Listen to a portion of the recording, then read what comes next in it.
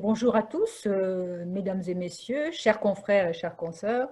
Je crois que nous sommes vraiment particulièrement heureux aujourd'hui de reprendre nos séances hebdomadaires de l'Académie sous leur forme, je ne peux pas dire habituelle, mais presque, sous le format d'une vraie séance académique. Après notre premier essai de la semaine dernière, qui a été la conférence d'Hervétis, qui s'est déroulée à la grande satisfaction quasiment de tous. Alors, je voudrais d'abord, au nom de tout le bureau de l'Académie, remercier Agrinium, avec lequel nous avons un partenariat maintenant. Agrinium, je rappelle pour tous, c'est l'Institut agronomique vétérinaire et forestier de France qui rassemble l'ensemble des institutions publiques françaises de recherche et d'enseignement supérieur en sciences agronomiques et vétérinaires. Et Agrinium a créé récemment une université numérique en agrobiosciences. Son objectif, c'est d'être un outil de diffusion des savoirs dans les domaines de compétences des membres. Et c'est exactement notre objectif à tous, ces objectifs de diffusion des savoirs. Donc notre partenariat, de part et d'autre, doit être très bénéfique. C'est ce qu'on appelle aujourd'hui, dans le langage courant, un partenariat gagnant-gagnant. Donc, je voudrais aussi informer tous nos auditeurs de notre partenariat avec les autres académies. Une plateforme interacadémique a été créée à l'initiative de l'Académie des technologies pour réfléchir sur le rôle de la science et de la technologie dans la gestion de la crise sanitaire actuelle, de façon à identifier, aussi bien à court, moyen ou long terme, des quelques bénéfices à en tirer, pour identifier ces bénéfices. Alors l'Académie y contribue en particulier par les acquis du forum qui recueille les articles que des académiciens sont encouragés à fournir. Ce forum est animé par Michel Dron. Alors, malgré le contexte, vous voyez que l'Académie n'est pas du tout inactive. Et c'est, même en temps de confinement, une ouverture que nous confirmons, cette ouverture a été accélérée par le passage aux méthodes numériques. Nous avions déjà franchi un pas, mais maintenant, l'épidémie nous a poussé à accélérer cette conversion. Alors, pour tous ces aspects techniques, je voudrais remercier Aristide Boucaré et pour Agrinium, et Philippe Comblet pour l'Académie, parce qu'ils maîtrisent parfaitement l'instrument numérique et rendent possible cette expérience. Et d'emblée, je remercie aussi tous les orateurs d'aujourd'hui qui ont accepté de présenter la séance qu'ils avaient préparée et en salle virtuelle, selon l'expression utilisée. Et je pense que, d'après les réactions de tous ceux qui ont été pressentis, eh bien, cela demande un certain courage de la part des orateurs et un esprit d'aventure face à un exercice inhabituel. Alors, nous sommes très heureux qu'ils aient accepté, et d'autant que le thème qu'ils proposent aujourd'hui a une forte résonance avec les sujets d'actualité. En quoi les changements d'usage des terres, de la forêt vers différentes cultures peuvent-ils influencer la santé des habitants? Les modifications de la végétation, donc des systèmes hydrologiques, est-ce qu'ils ont des conséquences sur les maladies infectieuses? Et c'est ce sujet qui est très débattu ces temps-ci. Christian Lévesque a posté un article sur un article qui a été publié et qui est sur notre site. La destruction de la biodiversité a-t-elle engendré le coronavirus? Ça a beaucoup circulé sur les médias. Alors, je pense donc que Christian Valentin va nous présenter ce sujet et les orateurs. Il est spécialiste de biochimie et d'écologie des milieux et membre de la section 7. Merci aux orateurs, nous sommes tout oui pour vous. Christian. Oui, merci Madame la Présidente.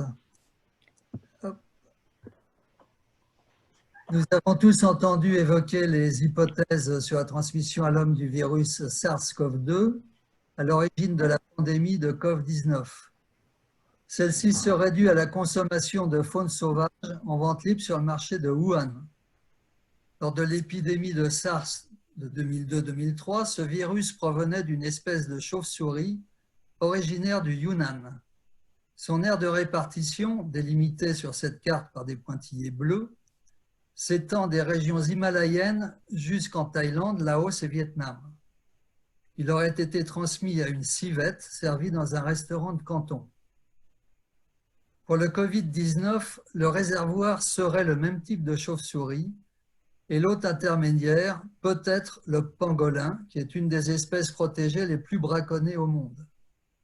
Comme l'indique cette carte, les aires de répartition de ces deux espèces se recouvrent largement en Asie du Sud-Est. Le Yunnan, le nord de la Thaïlande, du Laos et du Vietnam présentent de nombreux caractères communs. Il s'agit en effet de moyennes montagnes, aux pentes très escarpées, relativement peu denses. Les populations appartiennent souvent à des minorités ethniques, pauvres et marginalisées. De plus, cette région constitue un des points chauds de la planète concernant la réduction de la biodiversité. Elle est même considérée comme la plus menacée au monde en termes de disparition d'espèces endémiques. C'est aussi une des régions qui a subi la déforestation la plus importante. Le Laos a perdu près de 20% de son couvert forestier entre 1982 et 2002, et le nord de la Thaïlande près de 40% entre 1961 et 1998. La guerre du Vietnam avait déjà réduit de moitié la forêt vietnamienne. 40% ont encore été perdus au cours de la seule période 90-2005. Cette déforestation massive s'est poursuivie ces 2 dernières décennies. Les suivis par télédétection de résolution de 30 mètres sont bien plus fiables que les données officielles des pays. Ils indiquent pour la période 2001-2018 une réduction supplémentaire de 10% en Thaïlande, 16% au Laos et 16% au Vietnam. Il faut noter que les paysans défrichent la forêt de moins en moins comme autrefois pour se nourrir, mais pour planter des arbres, comme le teck pour le bois d'œuvre, ou d'autres comme l'EVA pour fournir des produits destinés à l'industrie. Parallèlement à cette déforestation, cette région a aussi connu un gain de couvert arboré, représenté ici en bleu. À part quelques recrues naturels forestiers au nord du Vietnam, il s'agit surtout de nouvelles plantations commerciales destinées à la production de bois d'œuvre comme le teck au Laos et de produits industriels comme le caoutchouc naturel tiré de l'EVA en Thaïlande ou de pâte à papier à partir de l'eucalyptus au Vietnam. Nous n'aborderons pas cet après-midi les questions locales de sécurité alimentaire que pose ce remplacement des champs vivriers par des plantations commerciales.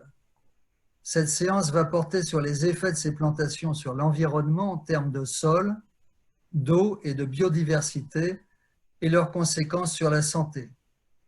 En particulier, elle devrait montrer qu'il ne faut pas confondre forêt et plantation, comme la FAO qui continue à définir la forêt comme tout terrain de plus d'un demi-hectare, couvert d'arbres de plus de 5 mètres de haut, assurant un couvert supérieur seulement à 10%. Cette séance doit surtout illustrer comment les maladies infectieuses sont souvent favorisées par ces changements d'usage des terres. Anneke de Rauw, agronome à l'IRD, présentera des trajectoires de changement d'usage des sols et leur effet sur le ruissellement et l'érosion. Emma Rochelle-Newell, microbiologiste à l'IRD, montrera ensuite comment l'érosion hydrique constitue un mode important de propagation des pathogènes. Enfin, Serge Morand, épidémiologiste du CNRS, disposera de plus de temps pour détailler comment ces changements d'usage des sols accentuent les risques épidémiques tant pour les animaux que pour les hommes. Malgré le décalage horaire, il interviendra à partir d'un petit village du nord de la Thaïlande où il est en accueil au CIRAD. Ces présentations seront suivies chacune des minutes d'échange et Kim Blondbled va expliquer les modalités. Et ensuite, Bernard Hubert, membre de l'Académie, tirera les conclusions de cette séance en élargissant notamment son cadre géographique. Donc Philippe. Écoutez, merci pour cette introduction. Donc juste pour vous dire que ce n'est pas habituel à l'Académie, mais nous prendrons donc des questions après chaque intervention. Nous prendrons 3 questions en compte, 2 qui proviendront des questions que vous pouvez envoyer par écrit en cliquant en bas de votre écran sur la commande questions-réponses, et une question par apparition à l'écran. Et pour ce faire, il vous faudra lever la main. Voilà. Et donc, on fera 3 questions après chaque intervention avant la conclusion par Bernard. Voilà. Merci. Donc, Anneke. Bonjour tout le monde. L'agriculture en Asie du Sud-Est sort d'une agriculture d'autosuffisance alimentaire vers une agriculture de marché. Toutefois, le modèle occidental, qu'on peut définir en quelques mots-clés suivants: spécialisé, uniformisé, mécanisé, puis l'accroissement de la taille et des parcelles, et surtout, utilisation massive d'entrants industriels. Ce modèle-là n'est pas applicable tel quel en Asie du Sud-Est.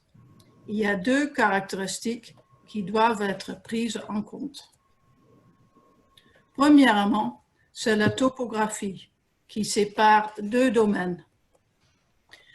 Celui du riz inondé, souvent appelé riz irrigué, mais en réalité, ce riz est cultivé dans les casiers entourés de diguettes, le ruissellement venu de l'amont en saison de pluie. Cette culture est pratiquée dans les vallées et des bas-fonds équipés de terrasses. Ce domaine constitue ce qu'on appelle de lowlands. En amont, c'est le domaine de culture pluviale. Seule la pluie alimente le sol en eau. Sur cette pente, les sols sont bien drainés. Le domaine constitue le uplands. Ils sont cultivés toutes sortes de cultures, y compris le riz pluvial. La deuxième grande caractéristique des cultures en Asie du Sud-Est est la polyculture. Celle-ci est extrêmement variable. Une même exploitation peut associer l'élevage à l'agriculture, mais aussi à la production maraîchère, fruitière, forestière et à la pisciculture.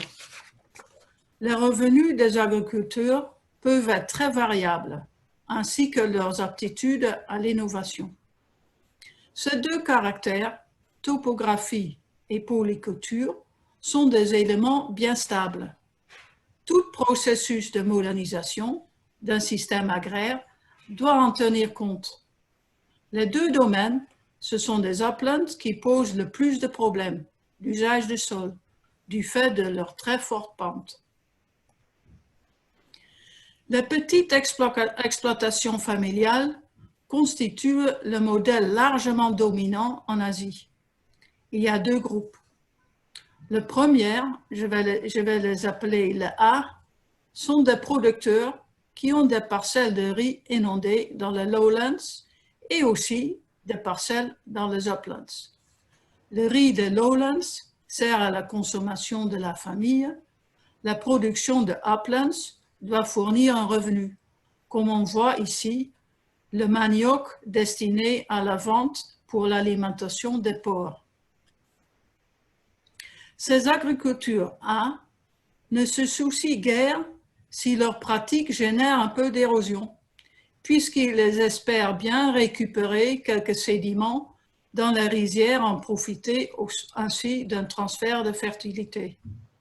Toutefois, à la longue, les cultures annuelles de versants, qui exigent beaucoup d'efforts, ne deviennent plus rentables. Le ruissellement et l'érosion entraînent de plus en plus des sérieux problèmes en aval aussi, notamment des inondations et des envasements des chenaux d'irrigation. Pour donner une idée de perte en terre mesurée sur le même site, voici quelques chiffres.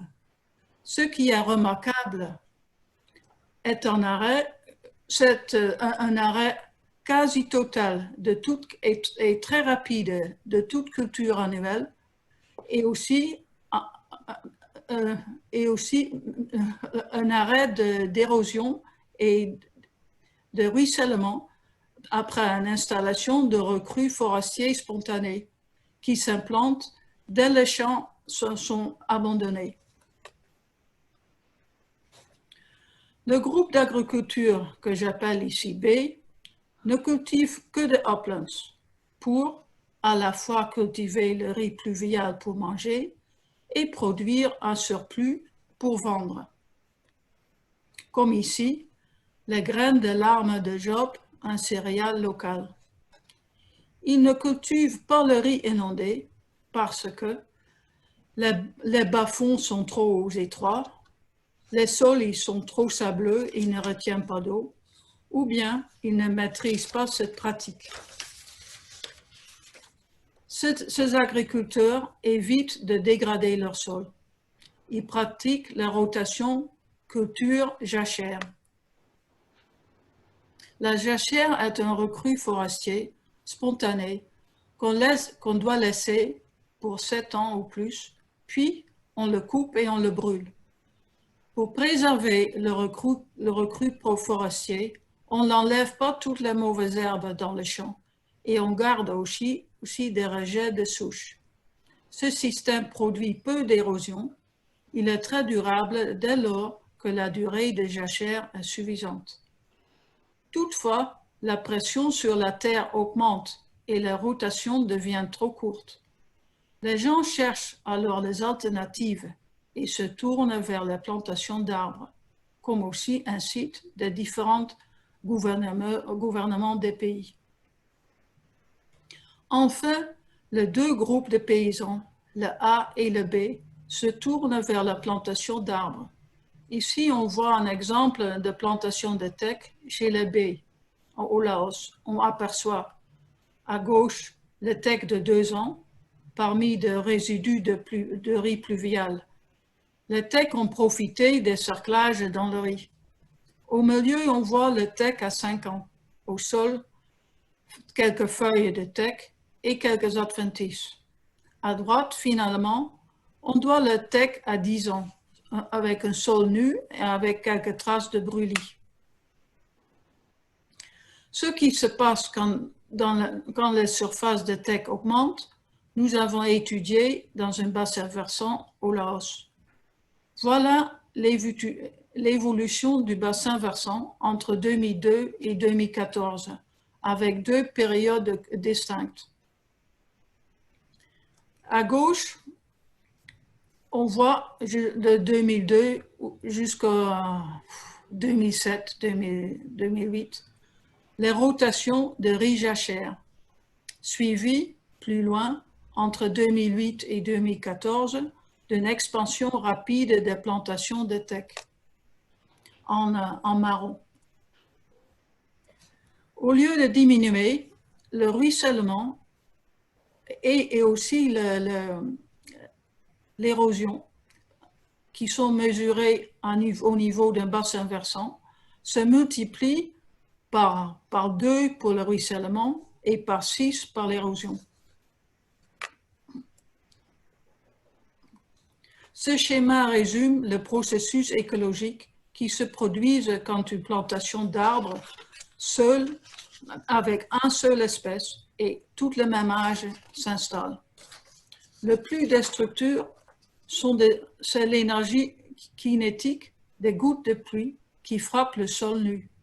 Le résultat est une surface encroûtée qui favorise le ruissellement et l'érosion.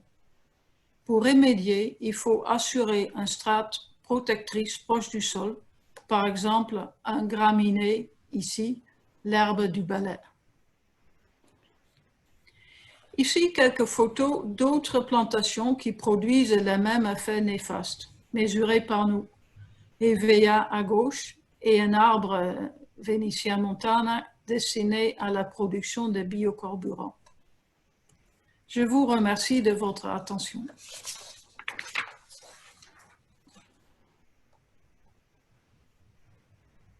Bien, merci. On a quelques petites questions qui nous sont posées. Alors, je vais d'abord prendre la parole au nom de Michel Dron. Michel Dron, qui est un des académiciens secrétaires de section chez nous, qui s'intéresse beaucoup, lui, à la provenance, du Covid et notamment la problématique des chauves-souris sur les marchés. Lui pose la question, quelle est la provenance des chauves-souris sur les marchés et quelle est l'étendue de ce marché de chauves-souris vivantes? Et consécutivement à cette première question, il voulait savoir si la relation entre déforestation en Asie du Sud-Est et pression sur les populations de chauves-souris pouvait expliquer les problématiques actuelles. Alors là, je laisse la parole à Serge Morand, qui est bien plus compétent que moi pour répondre. Alors, bonjour, je réactive mon micro et je réactive la vidéo.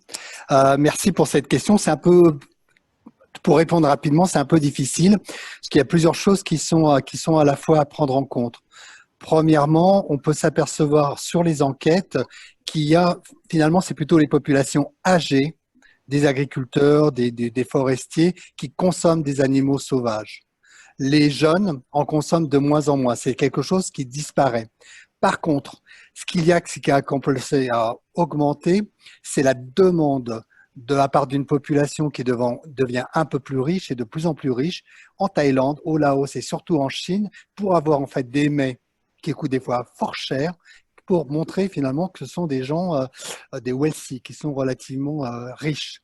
Donc il y a un changement qui se fait et la plupart du temps, ces changements ne sont pas vraiment pris en compte dans le problème de l'écologie et de la transmission. Bien, merci. Alors, je vais me permettre de poser une autre question de la part de Guy Fradin. Alors, encore un de nos membres de l'Académie, comme quoi nous sommes en nombre derrière nos écrans. Guy Fradin pose cette question. Quelle est l'évolution du revenu des paysans parallèlement à ces évolutions des cultures qu'on vient de voir avec Anneke? Donc, c'est une question pour Anneke. Oui. J'ai dit dans l'introduction que la polyculture et puis des exploitations familiales sont très, très variables. On voit vraiment des gens assez riches qui ont des voitures, des motos, des ordinateurs qui sont très connectés au monde moderne et d'autres des agricultures qui sont beaucoup plus modestes. C'est vraiment très variable. Mais j'insiste surtout que tout le monde il y a une résistance pour d'abord au niveau des cultures. Il y a le riz pluvial. On utilise toujours les anciennes races, variétés traditionnelles qui ont un maximum de rendement de 1,5 tonne, vraiment pas plus, parce qu'il ne réagit pas très bien aux engrais. Si on met de l'engrais, il forme des feuilles et des tiges au lieu des graines. Il n'est pas programmé pour ça. Donc, souvent, dans une même exploitation, on trouve une filière qui est très moderne, comme du maïs hybride, et transgénétique, et à côté, il y a d'autres parcelles où où on cultive d'une façon très, très traditionnelle, à la main, et c'est vraiment je ne peux pas répondre quelle part de leur revenu vient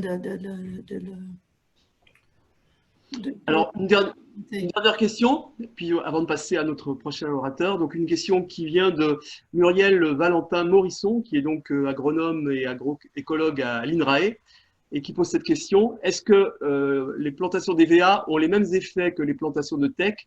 Est-ce que les paysans envisagent de diversifier leur plantation d'arbres avec des strates intermédiaires ou des arbres fruitiers? Ces paysans sont-ils mis au courant de ces effets d'érosion? Pour les EVA, je ne le vois pas mélangé avec une autre plante, avec un autre arbre. Et puis, ça ne va pas dans le rythme de travail non plus. quand on travaille, quand on saigne une plantation d'EVA, tu t'arrêtes à chaque arbre, tu le saignes, tu vas au suivant. Tu ne dois pas un moment chercher l'arbre suivant parce que tu tombes sur un arbre fruitier. C'est jamais mélangé. Mais les parcelles pourraient être petites et pourraient être bien situées, que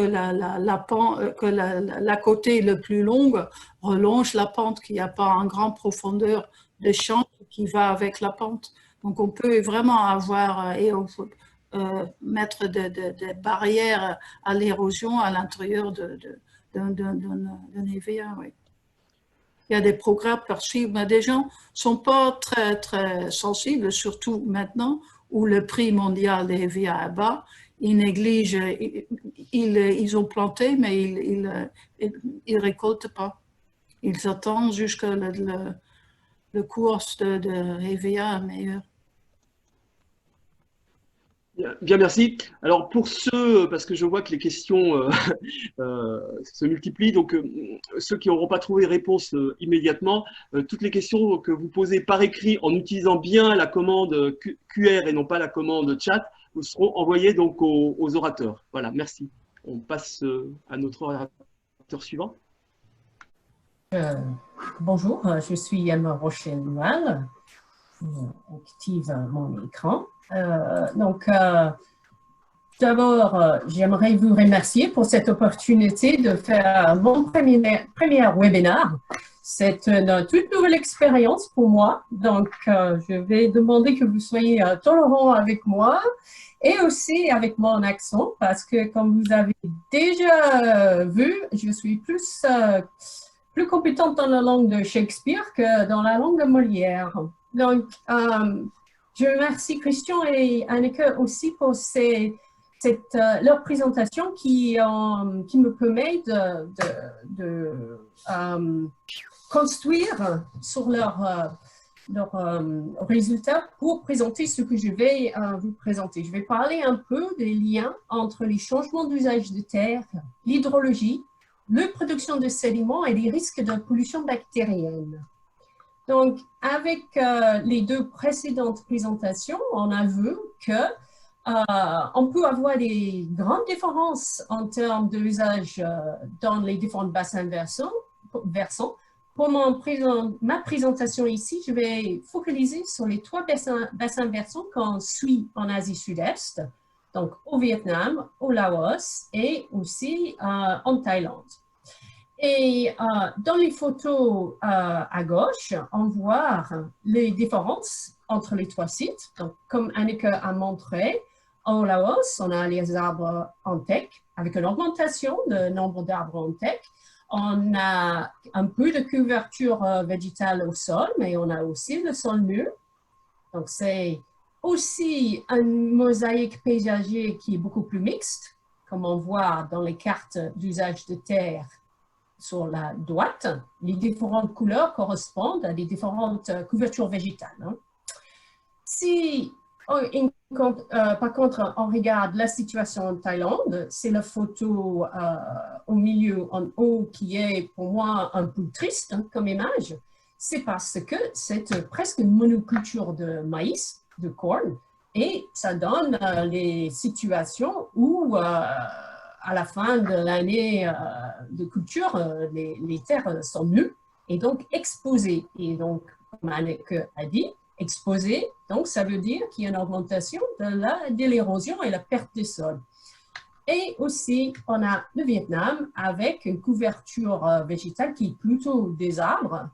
On voit sur la carte, il y a une forte dominance de la couleur verte dans la carte de Landus, c'est de l'année 2015, ces cartes-là.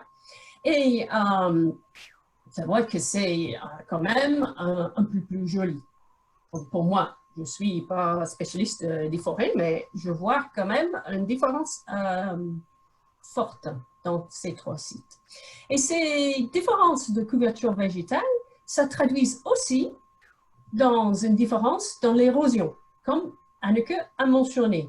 Parce que si on regarde les sites, par exemple, la Thaïlande, avec une monoculture, une culture de rentre qui est coupée tous les ans, nous avons les taux de encroûtement, le crusting ici dans le graphique, c'est la couleur, on va dire, chair, qui sont très élevés à 50%, et les taux de ruissellement dans la couleur bleue qui sont très élevés. Ça, c'est parce que l'encroûtement, ça étanchifie le sol, ça rend le sol imperméable ou plus imperméable à la pluie, et donc l'eau, elle sort.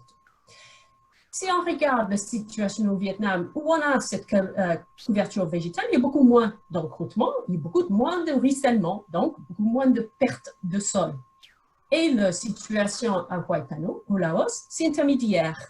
Parce que, comme Anneke a dit, nous avons une augmentation des plantations de teck qui ont plus de 10 ans. Et donc, ces situations, comme elle a montré dans la photo, où il n'y a pas de couverture sur le sol et donc forte érosion.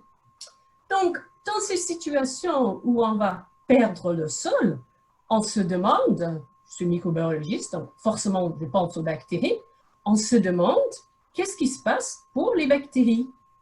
Donc, les bactéries dans le sol, c'est important, c'est comme pour nous. On a notre microbiote, nos bactéries, ils nous aident. Ils font plein de fonctions dans notre corps qui sont essentielles. C'est pareil dans le sol. Il faut garder des communautés dans le sol pour avoir un sol fertile. Donc, nous avons regardé sur culture teck âgée sans couverture au sol, c'est la figure TWO qui est sur la gauche, et sur les plantations de teck où il y avait quand même une couverture végétale, c'était la plante qu'ils utilisent pour fabriquer les balais au Laos. Et on a regardé qu'est-ce qui arrive, qu'est-ce qui se passe pour ces populations bactériennes qui sont exportées dans l'eau, exportées avec le ruissellement et donc avec les sols. Si on regarde la figure sur la gauche, ici, les polygones indiquent la différence des communautés entre les différents échantillons qu'on a pris. Par exemple, ici, c'était dans l'eau de ruissellement qui sortent de la plotte avec la couverture végétale. On voit que c'est très différent que les autres. De même, pour les plottes qu'on avait regardées sur la rive pluviale. Mais j'attire votre attention sur les communautés bactériennes qu'on a vues dans le sol. C'est ces points ici qui sont pleins. Et le polygone bleu, qui sont les communautés qu'on voit dans le lot de ruissellement qui sortent de ces plottes sans couverture végétale. Et qu'est-ce qu'on voit? Ils sont très proches. Ça veut dire qu'on perd les communautés de sol. Ici, pour les autres polygones, on peut peut-être assumer que c'est les communautés bactériennes qui sont associées aux feuilles. Et ici, c'était vraiment très similaire. Donc, nous sommes en train de perdre nos bactéries dans le sol. On a regardé, et c'est les bactéries qui sont très importantes dans le cycle d'azote. Le cycle d'azote, comme vous le savez tous, c'est très important pour la fertilité des sols. Si on perd les bactéries qui sont impliquées dans ce cycle, c'est la nitrification, pour ceux qui veulent avoir plus d'informations, ils vont avoir un problème dans notre sol. Notre sol va devenir non fertile, moins fertile comme avant.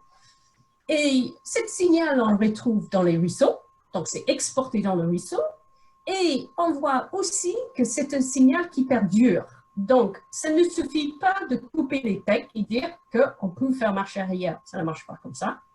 C'est un signal qui perdure, c'est un héritage et c'est quelque chose qu'il faut garder en tête quand on regarde les changements d'usage. Il ne suffit pas déjà bien de changer, mais ça ne corrige pas comme ça.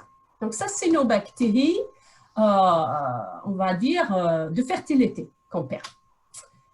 Si on essaie de mettre ça dans un cadre un peu plus facile à suivre, on va dire, on a nos usages de terre qui sont considérés non durables. C'est dans un contexte de développement durable. On peut aussi avoir des pratiques non durables. C'est une dégradation de l'environnement, de l'écosystème. Cette érosion de sol, on a la baisse de rendement. Ça, vous savez ça tous. On a la mobilisation et le transport de ces microbes, donc la perte. On a une augmentation de la turbidité de l'eau parce que cette sol qui quitte les versants, elle termine dans l'eau. C'est un problème aussi pour la qualité de l'eau. On peut avoir des situations de saturation des sols de sous-surface et surtout cette augmentation de l'imperméabilisation, comme on a vu, l'augmentation de l'encroûtement, ça accélère l'érosion. Et tout ça, bon, qu'est-ce que ça veut dire pour la santé? Bon, clairement, c'est mauvais pour la santé des écosystèmes, mais on a des inondations, ça peut être mauvais pour la santé des populations. Si on regarde, donc j'ai dit qu'on a un export des bactéries qui sont importantes pour la productivité des sols, mais on a aussi des bactéries, telles que celles que je présente ici, le Burkholderia pseudomeliae, qui sont des pathogènes pour l'homme et qui hantent leur écosystème dans le sol. C'est des sapronoses, ils habitent dans le sol. Donc, ce n'est pas très dur si on fait le parallèle entre nos bactéries cycle d'azote avec une bactérie qui pouvait être une pathogène, ce n'est pas les mêmes, hein, mais les Burkholderia, c'est un groupe de bactéries qui habitent dans le sol.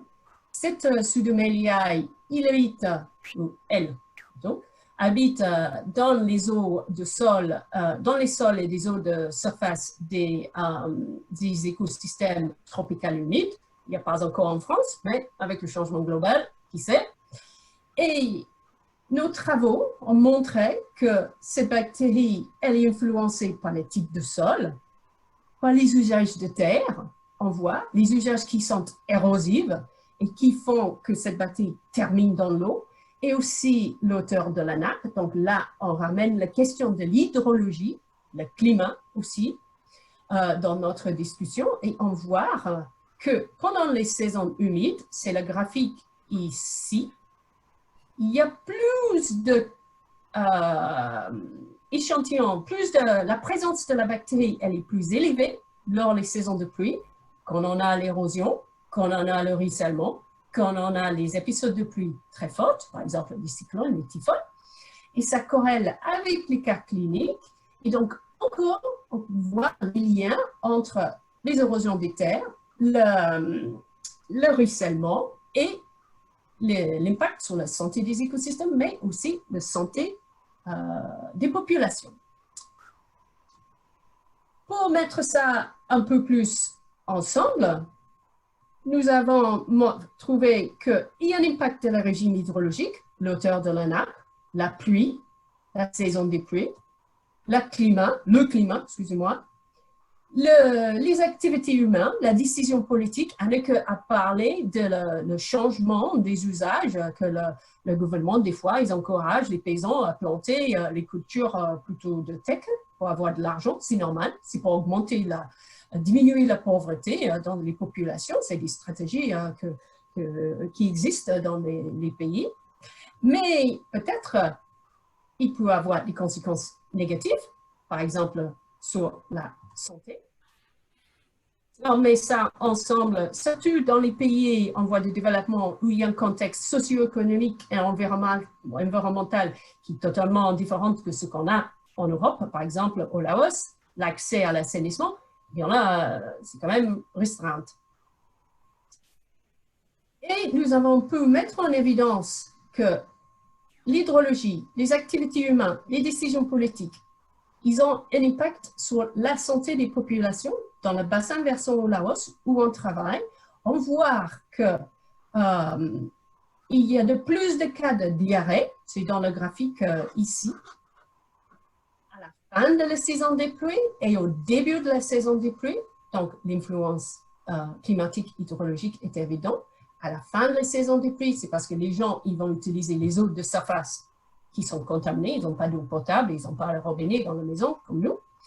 Et au début de la saison des pluies, quelques semaines après, il y a un autre pic, ça correspond à la période des inondations, comme on voit ici dans le graphique, parce que souvent quand il y a des inondations, les enfants, il fait chaud, ils vont jouer là-dedans, et c'est comme ça ils peuvent attraper les maladies qui viennent des versants de surface du sol, à cause de la latrine sauvage ou le Burkholderia, comme j'ai mentionné, qui peut aussi terminer dans l'eau très turbide, comme on voit lors de ces épisodes pluviaux. Donc, Pour continuer avec notre petite diagramme des flux, ok, on est parti, on a terminé là. La baisse de rendement, ça amène à la malnutrition, vous le savez tous, on ne va pas en parler. Par contre, l'augmentation de la turbidité de l'eau et les inondations, ça peut contaminer les sources d'eau potable. Ça peut être l'eau potable qui va être traitée, ça va monter les coûts de traitement, ou c'est l'eau de surface qui est les populations, certaines populations sont obligées d'utiliser ces sources pour leurs eaux domestiques, pour se laver, etc. Donc, il y a ça. La malnutrition, ça amène à une susceptibilité aux infections. Quand on n'a pas assez de nourriture, on est plus faible, hein, ça. C'est pas moi qui étudie ça, mais je t'ai montré. Avec la mobilisation et transport des microbes, nous avons une augmentation de l'exposition aux pathogènes, notamment ces sapronoses qui habitent dans le sol, qui habitent dans l'eau. Ce qui amène à des maladies et la mortalité. Et donc, le message que je voulais transmettre ici, c'était vraiment qu'il y a un système interactif entre les usages de terre, l'hydrologie, la santé. On ne peut pas examiner un côté ou l'autre. Il faut examiner tout ensemble. C'est vraiment important parce que quand des fois certaines décisions, ils ont un impact plus loin. Et c'est pour vraiment garder en tête toutes ces différentes conséquences que je voulais, c'était le message final avant-dernière de mon exposé. Et je vais terminer avec quelques conclusions parce que c'est quelque chose que je tiens à cœur. Tous ces résultats sont rendus possibles grâce à l'investissement de nos tutelles, de l'IRB, CNRS, dans les observatoires de la zone critique à long terme. Sinon, ce n'est pas possible d'examiner les liens entre les changements locaux et globaux, l'écologie, l'environnement et la santé. C'est fondamental. Les trucs à court terme comme ça, ça ne marche pas. Et ces sites, ils sont un lieu de rencontre entre disciplines qui permet les regards croisés entre les microbiologistes, les biogéochimistes, les hydrologues et les personnes qui travaillent dans la santé. Les sciences sociales, ils sont essentiels pour avoir cette compréhension de nos socio-écosystèmes.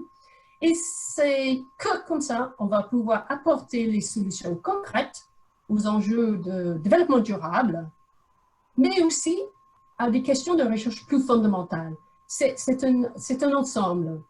Et sur ce point, je vais m'arrêter et je suis prête à répondre à vos questions. Merci. Alors Emma, plus que des questions, j'ai vu que votre intervention faisait générer un flot de questions-réponses, mais en fait les participants se sont répondus les uns les autres, donc c'est bien. Par contre, Oui. nous avons une question d'André Charrier qui pose la question de savoir quel est l'intérêt et comment sont pris en compte les pratiques d'agroforesterie dans l'Asie du Sud-Est, dans les zones de polyculture. Ça, il vaut mieux que c'est Anneke qui répond à cette question-là. Je ne sais pas. Je suis microbiologiste, donc je préfère de laisser ceux qui savent répondre que de dire les bêtises. Et je rappelle donc à nos participants qu'ils peuvent aussi lever la main pour poser une question en direct en passant à l'écran, ce qui permet d'instituer un dialogue direct avec l'orateur. Donc si des personnes sont intéressées, qu'ils lèvent la main. Merci.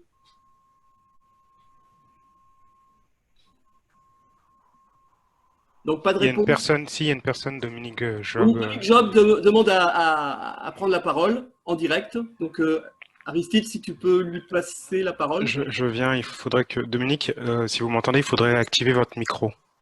Alors, j'aurais voulu savoir si les bactéries telluriques que vous avez décrites au Laos sont spécifiques du Laos ou alors si elles se retrouvent à d'autres endroits. Donc, je suppose que c'est la Bacteria pseudomeliae. C'est une bactérie qui est endémique en Asie Sud-Est et le nord de l'Australie. C'est une bactérie qui est sous-diagnostiquée. Les malades de méloïdosis, c'est sous-diagnostiqué.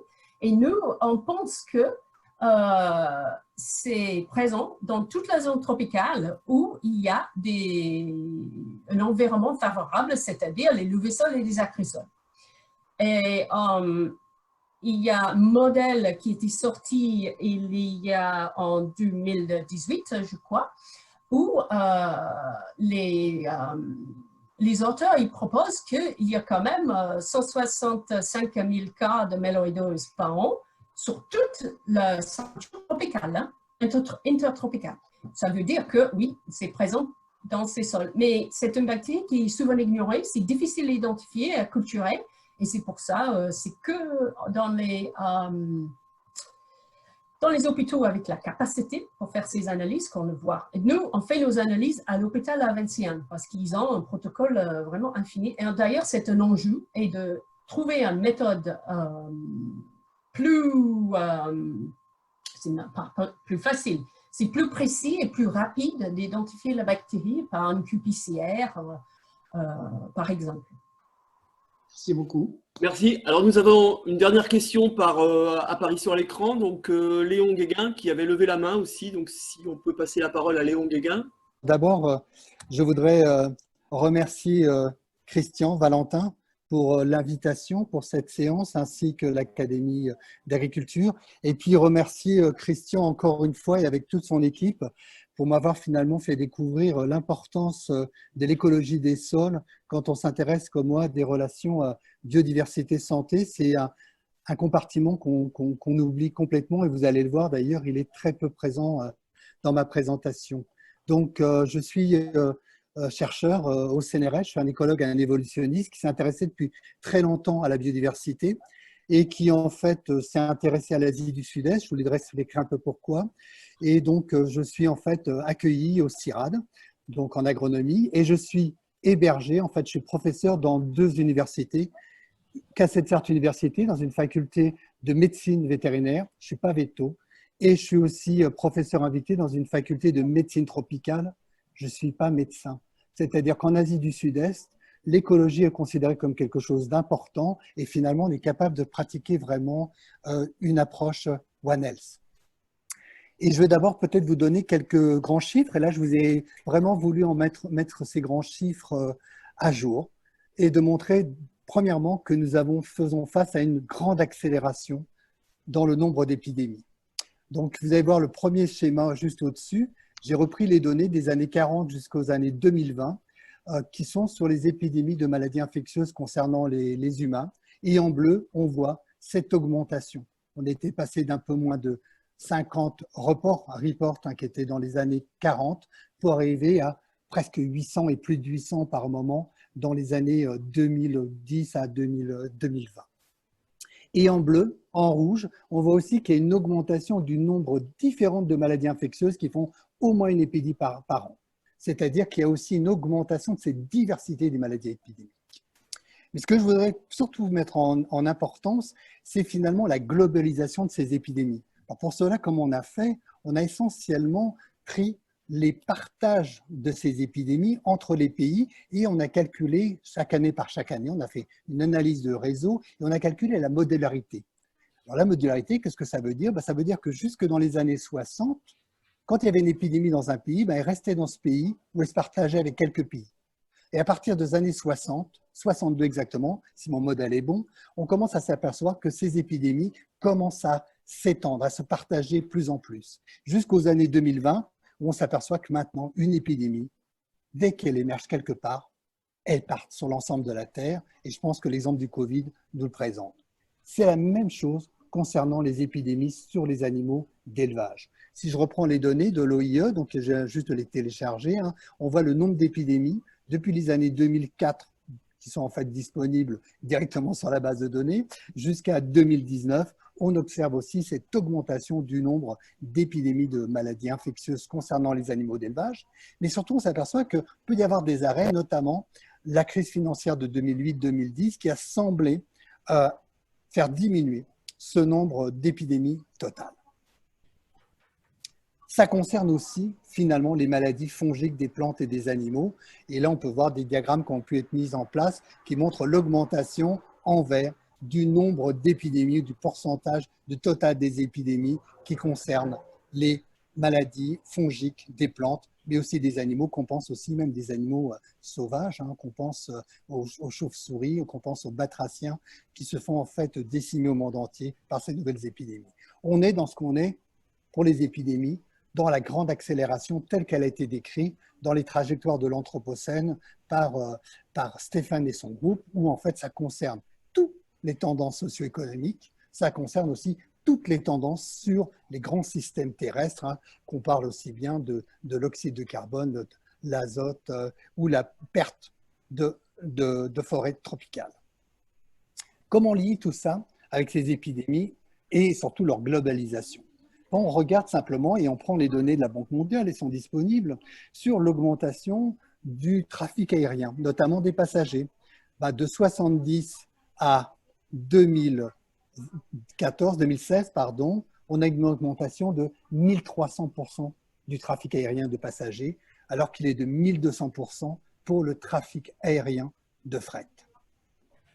Et si on lit finalement ces deux, finalement cette modalité, cette globalisation avec cette augmentation du trafic aérien, donc je relis finalement le total fret, j'aurais pu prendre les passagers, c'est la même chose, avec cette globalisation, c'est-à-dire cette modularité des épidémies entre les différents pays, et ben je m'aperçois bien qu'effectivement, cette globalisation est bien liée à l'augmentation du trafic aérien mondial. On voit 2017 étant à ce niveau-là. On l'a vu, 18 janvier 2020, j'étais à Paris pour faire une conférence, j'étais invité à la Caisse des dépôts et consignations et je leur ai présenté un peu déjà les problèmes. Personne me regardait un peu, on écoutait un peu ça. Oui, c'était juste le départ. On était estimé, grâce aux personnes de l'Imperial College, qui avaient 1723 cas potentiels à Wuhan. Mars 2020, on était déjà 107 000. Hier, 3 millions de personnes, tous les pays du monde. C'est-à-dire qu'il y avait un virus qui circulait encore tranquillement, quelque part, Wuhan, dans une chauve-souris, au mois de novembre, et qui est 4 mois après sur l'ensemble de la planète, sur toutes les populations humaines.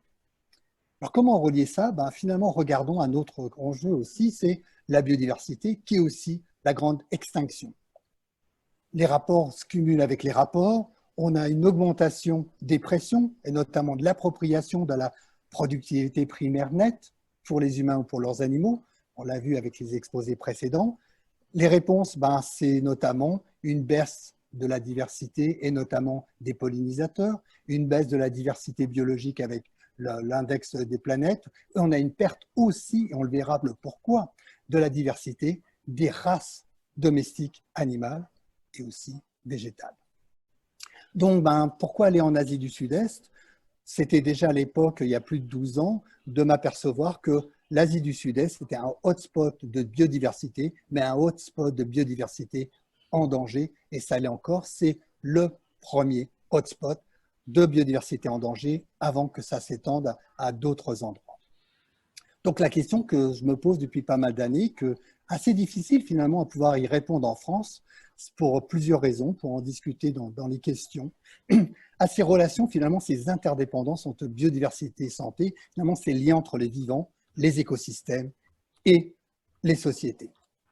Et on va reprendre deux graphiques. Le premier, on va reprendre ce graphique sur la biodiversité en termes de mammifères et d'espèces, et le nombre de maladies infectieuses qui ont été décrites dans les pays parasitaires aussi, qui ont été décrits dans les différents pays de la planète. On s'aperçoit qu'on a une relation parfaitement linéaire. Plus il y a de biodiversité, plus il y a de maladies infectieuses qui ont été décrites dans ces pays. C'est tout à fait normal. On décrit aussi la diversité des microbes, des parasites. On a une très belle relation. Alors ça, il ne faut pas montrer ça évidemment à tous ceux qui gouvernent, parce que chaque fois qu'il y a un souci, c'est tuez-les tous. Comme d'ailleurs, il y a des demandes pour tuer finalement les chauves-souris, comme ça on sera bien tranquille. Mais finalement, c'est ce qui se passe en ce moment. En ce moment, on est face à une grande extinction, à la 6e extinction. Alors, regardons maintenant, non pas la présence de ces maladies, mais leurs épidémies, les épidémies. Et là, ce que j'ai fait, j'ai recommencé à reprendre les données. Il a fait finalement regarder le nombre d'épidémies par pays, corrigé pour le nombre de maladies qui ont été décrites dans ces pays, en fonction du nombre de mammifères et d'oiseaux en danger dans ce pays, selon l'ICN, corrigé pour le nombre de mammifères et d'oiseaux, pour le nombre total de mammifères et d'oiseaux. Et là, on s'aperçoit qu'il y a une superbe corrélation. Plus il y a de biodiversité en danger relativement, plus il y a d'épidémies qui émergent relativement. Ce sont des corrélations, évidemment, il faut aller plus loin. Là, je reprendrai un autre exemple, et ça va intéresser pas mal de nos collègues, c'est l'importance, finalement, c'est l'animal d'élevage, les animaux d'élevage. Pourquoi? Parce que déjà, on sait depuis très longtemps, on a commencé à travailler dessus, que nous avons une très bonne relation entre le nombre de maladies infectieuses que l'on partage avec les animaux domestiques et le temps depuis qu'on les a domestiqués. On partage beaucoup plus avec le chien qu'avec la vache et qu'avec finalement, à la fin, avec le lapin qu'on a peu domestiqué. Et on s'aperçoit aussi que, de façon importante, pratiquement tout a été domestiqué en Eurasie, très peu en Europe, uniquement le lapin, très peu en Afrique et très peu aussi dans les Amériques. J'ai repris toutes ces données. Là, j'ai repris sur toutes les données concernant les mammifères domestiqués, les oiseaux domestiqués et tous les commensaux. Et on s'aperçoit, quoi qu'on regarde, qu'en fait, cette diversité, finalement, ce partage de maladies infectieuses est totalement relié au temps de domestication avec nos animaux. Et ce n'est pas saturé, ça veut dire qu'ils sont capables de nous en donner. J'ai mis aussi les commensaux, comme les rats, qui en fait sont avec nous depuis, pour certains, 15 000 ans. Ce qui veut dire aussi, par contre, ce qui est important, c'est que ces animaux nous servent aussi de lien, de pont entre le domestique, l'humain et les autres animaux sauvages. Ça explique aussi les passages potentiels de ce qu'on appelle des spillovers entre le sauvage, le domestique et l'humain. Et on doit regarder l'élevage dans tout ça. C'est aussi la grande accélération. Les données de la FAO sont claires. En 1960, il y avait 1 milliard de têtes de bovins. Il y en a plus de 1,5 milliard, 1,7 milliard. Il y avait 500 millions de porcins, il y en a 1,5 milliard. Les poulets, c'est encore pire. Il y en avait 5 milliards, il y en a 25 milliards. Et c'est en progression. Ça ne s'arrête pas, ça concerne tous les dromadaires, toutes sortes d'animaux. Et si on regarde les données, on finalement, ne devrait pas appeler la planète l'anthropocène maintenant. On devrait appeler ça le bovinocène. C'est l'ère du bovin. Les bovins sont en majorité la biomasse de la Terre. Les humains sont là, les cochons, les chèvres. Voilà ce qui reste d'animaux libres. Après, on voit là les rats, les chats. Je suis assez content parce qu'il y a plus de rats en biomasse que de chats. Donc, l'écologue que je suis est plutôt satisfait. Et on voit bien que ce qui est un problème, et on voit aussi l'augmentation de tout ça. Et là, il faut voir que certains archéologues s'intéressent à ça parce que commencent à se dire que ce qui va rester comme reste de l'animal va être essentiellement des os de poulet. C'est ce que les archéologues du futur trouveront de notre civilisation. Tout ça, quand on regarde sur la distribution globale qu'on a maintenant grâce à la FAO, grâce au superbe travail fait par Marius Gilbert et son équipe, on a des densités de bétail, des densités de cochons absolument faramineuses sur quelques endroits. La Chine pour les cochons, mais l'Europe est pas mal, notamment la Bretagne ou le pays catalan.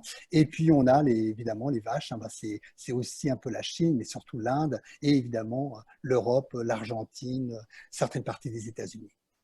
Tout ça, finalement, ça explique une partie des maladies infectieuses humaines. Parce que si je regarde maintenant l'augmentation des épidémies liées chez les humains, et que je mets ça en rapport avec l'évolution du nombre de têtes de bovins, c'est relativement bien, ça explose, ça reste même. Et même si je regarde l'évolution du nombre, alors une période beaucoup plus courte, du nombre de têtes de bétail en fonction du nombre de maladies infectieuses sur les animaux, ça aussi, ça marche pas mal. Et tout ça, ça veut dire quoi? Tous ces animaux, ça nous met dans la bouse. Parce qu'on est une planète dans la bouse. Si on calcule la quantité totale de produits fécaux par ces humains et par ces animaux, c'était en 2012 26 milliards de tonnes de fesses, la plupart étant effectivement dues aux animaux. Et donc avec une augmentation, on va beaucoup plus que les capacités de l'environnement pour pouvoir retraiter ces fesses. Et d'un point de vue, on se retrouve avec ce qu'elle nous a présenté précédemment. Évidemment, les sols sont soumis avec une infection formidable. Par exemple, je ne suis même pas capable de pouvoir traduire cette quantité de oocystes de Cryptosporidium qui sont relargués par rien que le bétail, mais on voit automatiquement que ça a des conséquences énormes en termes des diarrhées, en termes de maladies infectieuses pour les humains. Tout ça, finalement, c'est une planète qui est de plus en plus dominée par l'agro-industrialisation. Et si on continue, avec encore plus d'aliments carnés, on va avoir plus de pertes de biodiversité, plus de pertes de forêt, et en même temps avec aussi une augmentation, surtout dans les pays du Sud, de l'utilisation des antibiotiques et des biocides, alors antibiotiques frais forts, et avec crise sanitaire et perte de biodiversité. Alors, le rôle des animaux domestiques dans tout ça, et l'écologie de la transmission, ça c'est quelque chose qu'on a travaillé depuis très longtemps. Ce qu'il faut savoir, c'est que finalement, l'animal sauvage, les animaux sauvages ne nous donnent finalement très peu directement chez les humains. Alors, il y a quelques exemples quand même, c'est le cas, il y en a. Mais la plupart du temps, il faut finalement avoir l'amplification par des animaux. Ça va être déjà les vecteurs, moustiques, tiques, puces et tout ça, ça va être tous les animaux domestiques, mais dedans je mettrai aussi, pas dans le sauvage, comportement sauvage, mais je mettrai évidemment les rongeurs commensaux qui sont fortement importants. Et la preuve, c'est qu'on a fait très récemment, on a fait un article basé sur, qu'on a publié, donc passé sur 1700 virus connus sur le monde animal, y compris les humains, et on a regardé le partage et le partage de ces virus, aussi bien RNA que DNA entre ces mammifères. Alors nous sommes avec les primates ici, on sait qu'on a une très grosse centralité avec eux, c'est normal, on en reçoit toujours. Pensons à Zika, chikungunya, comme la dengue, c'est issu de primates non humains de forêt tropicale africaine. Les rongeurs sont très importants, mais surtout ce qui est important finalement, c'est tous les animaux domestiques ou reliés aux animaux domestiques, carnivores, chevaux et tout ce qui est ruminants et artiodactyles. Les chauves-souris, pas tant que ça, pas tant que ça. On a quelques exemples, mais ce n'est pas la majeure partie et ce n'est pas le fardeau le plus important en termes épidémiques pour les humains. Mais on va regarder un exemple, parce que celui-là, il est bien connu. Autant le Covid-19, on peut se poser encore des questions, notamment l'origine du SARS-CoV-2. Ce n'est pas du tout clair, avec des relations avec un pangolin. Ça peut être une civette. Il y a encore aussi des exemples forts pour dire que ça peut être passé par un carnivore. Mais quoi qu'il en soit, il a fallu avoir un autre intermédiaire dedans. Mais on va reprendre quelque chose d'un plus ancien, qui était en 98-99, c'est l'émergence de Nipah, du virus Nipah, qui était en Malaisie péninsulaire. Donc essentiellement dans un pays qui ne mange pas de cochons en majorité, puisque la majorité de la population, c'est des musulmans, donc qui ne touchent surtout pas aux cochons. Donc ce cochon, en fait, les élevages ont commencé à démarrer. Donc j'ai oublié de vous mettre d'ailleurs ce graphique-là. On voit l'augmentation de ces élevages, essentiellement par des populations chinoises de Malaisie pour alimenter le marché chinois international. Et puis à un moment, en 98, ces cochons commencent à mourir gravement. Donc on a pensé à des diarrhées, à pas mal de choses. Puis les humains commencent à mourir. Alors là, ça commence à devenir vraiment encore plus inquiétant. Et puis des personnels des abattoirs qui recevaient ces cochons donc à Singapour, commence aussi à mourir. Donc ça, c'est panique internationale, on ferme tout, on tue plus d'1 million de cochons. Finalement, on a eu 265 personnes infectées, mais comme le virus était relativement virulent, on a eu 105 personnes mortes. Qu'est-ce qui s'est passé exactement? Il s'est passé qu'en fait, un virus, une chauve-souris, finalement, a contacté un virus, a contacté, je ne peux pas parler, en fait, une chauve-souris, en fait, s'est déplacée de Bornéo, suite finalement aux abattages importants de la forêt de Bornéo, transformée en palmier à huile, en plus dans un événement El Niño très sec, où il y avait des feux de forêt qui étaient mis sur ces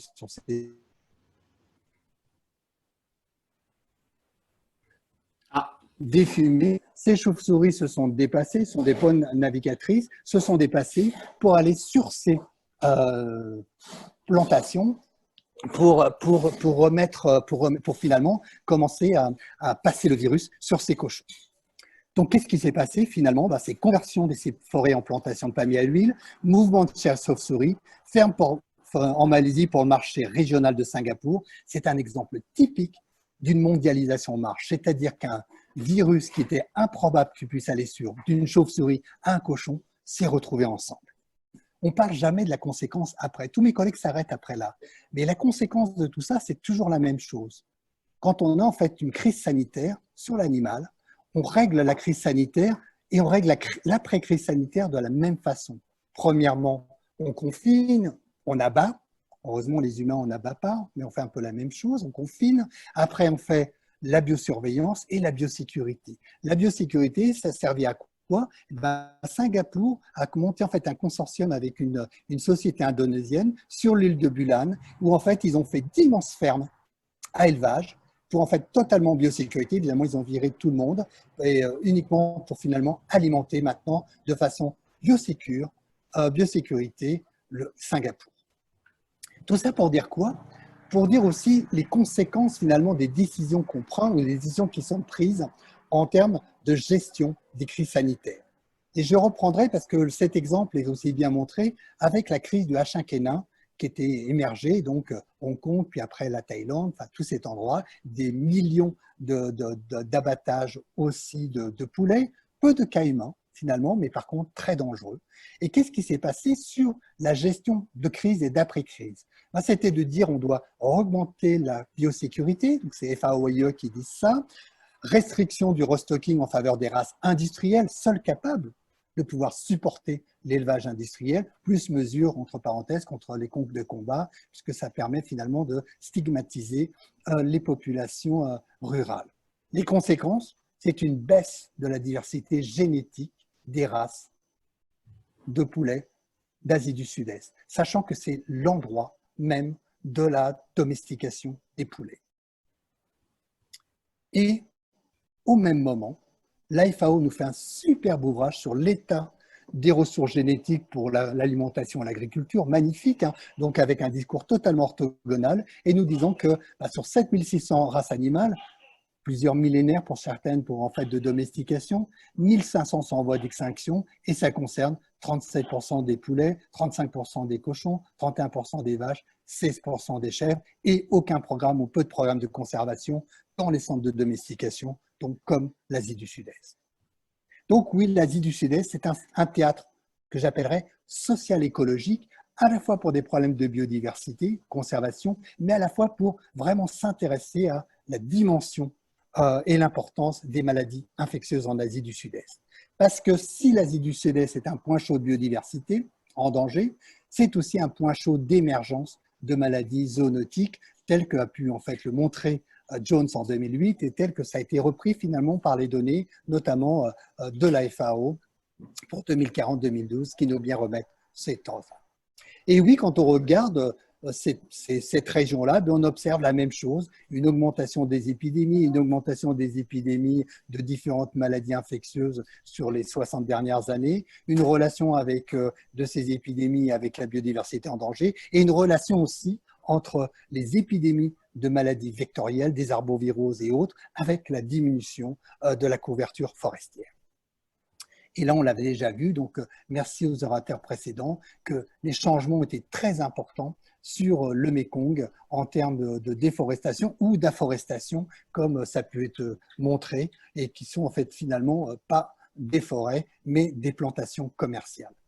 Donc ça a été finalement l'objet de 12 années de travail de terrain, notamment j'ai fait plus d'1 an et demi, 2 ans de terrain pour faire 26 sites au moins sur le Laos, Cambodge, Vietnam, Thaïlande, un petit peu sur les Philippines, développer des land use, finalement faire 4000 rongeurs, regarder l'évolution des land use, regarder un peu tous les types de parasites et de pathogènes, donc travailler évidemment avec un réseau international assez important pour traiter depuis les prions, les rétrovirus, les virus jusqu'aux helminthes, et puis travailler aussi avec les populations locales sur la cartographie participative, sur les représentations, faire de la niche modeling, faire aussi développer donc un observatoire à Saint-Thon que j'appelle un Social Ecological Observatory qui s'intéresse à l'évolution de la biodiversité, des maladies zoonotiques et des maladies négligées qui sont aussi importantes, de l'antibiorésistance qu'on développe et les microbiotes, et surtout à la demande des populations locales, mais à la demande aussi des départements, parce qu'on travaille avec les dispensaires, et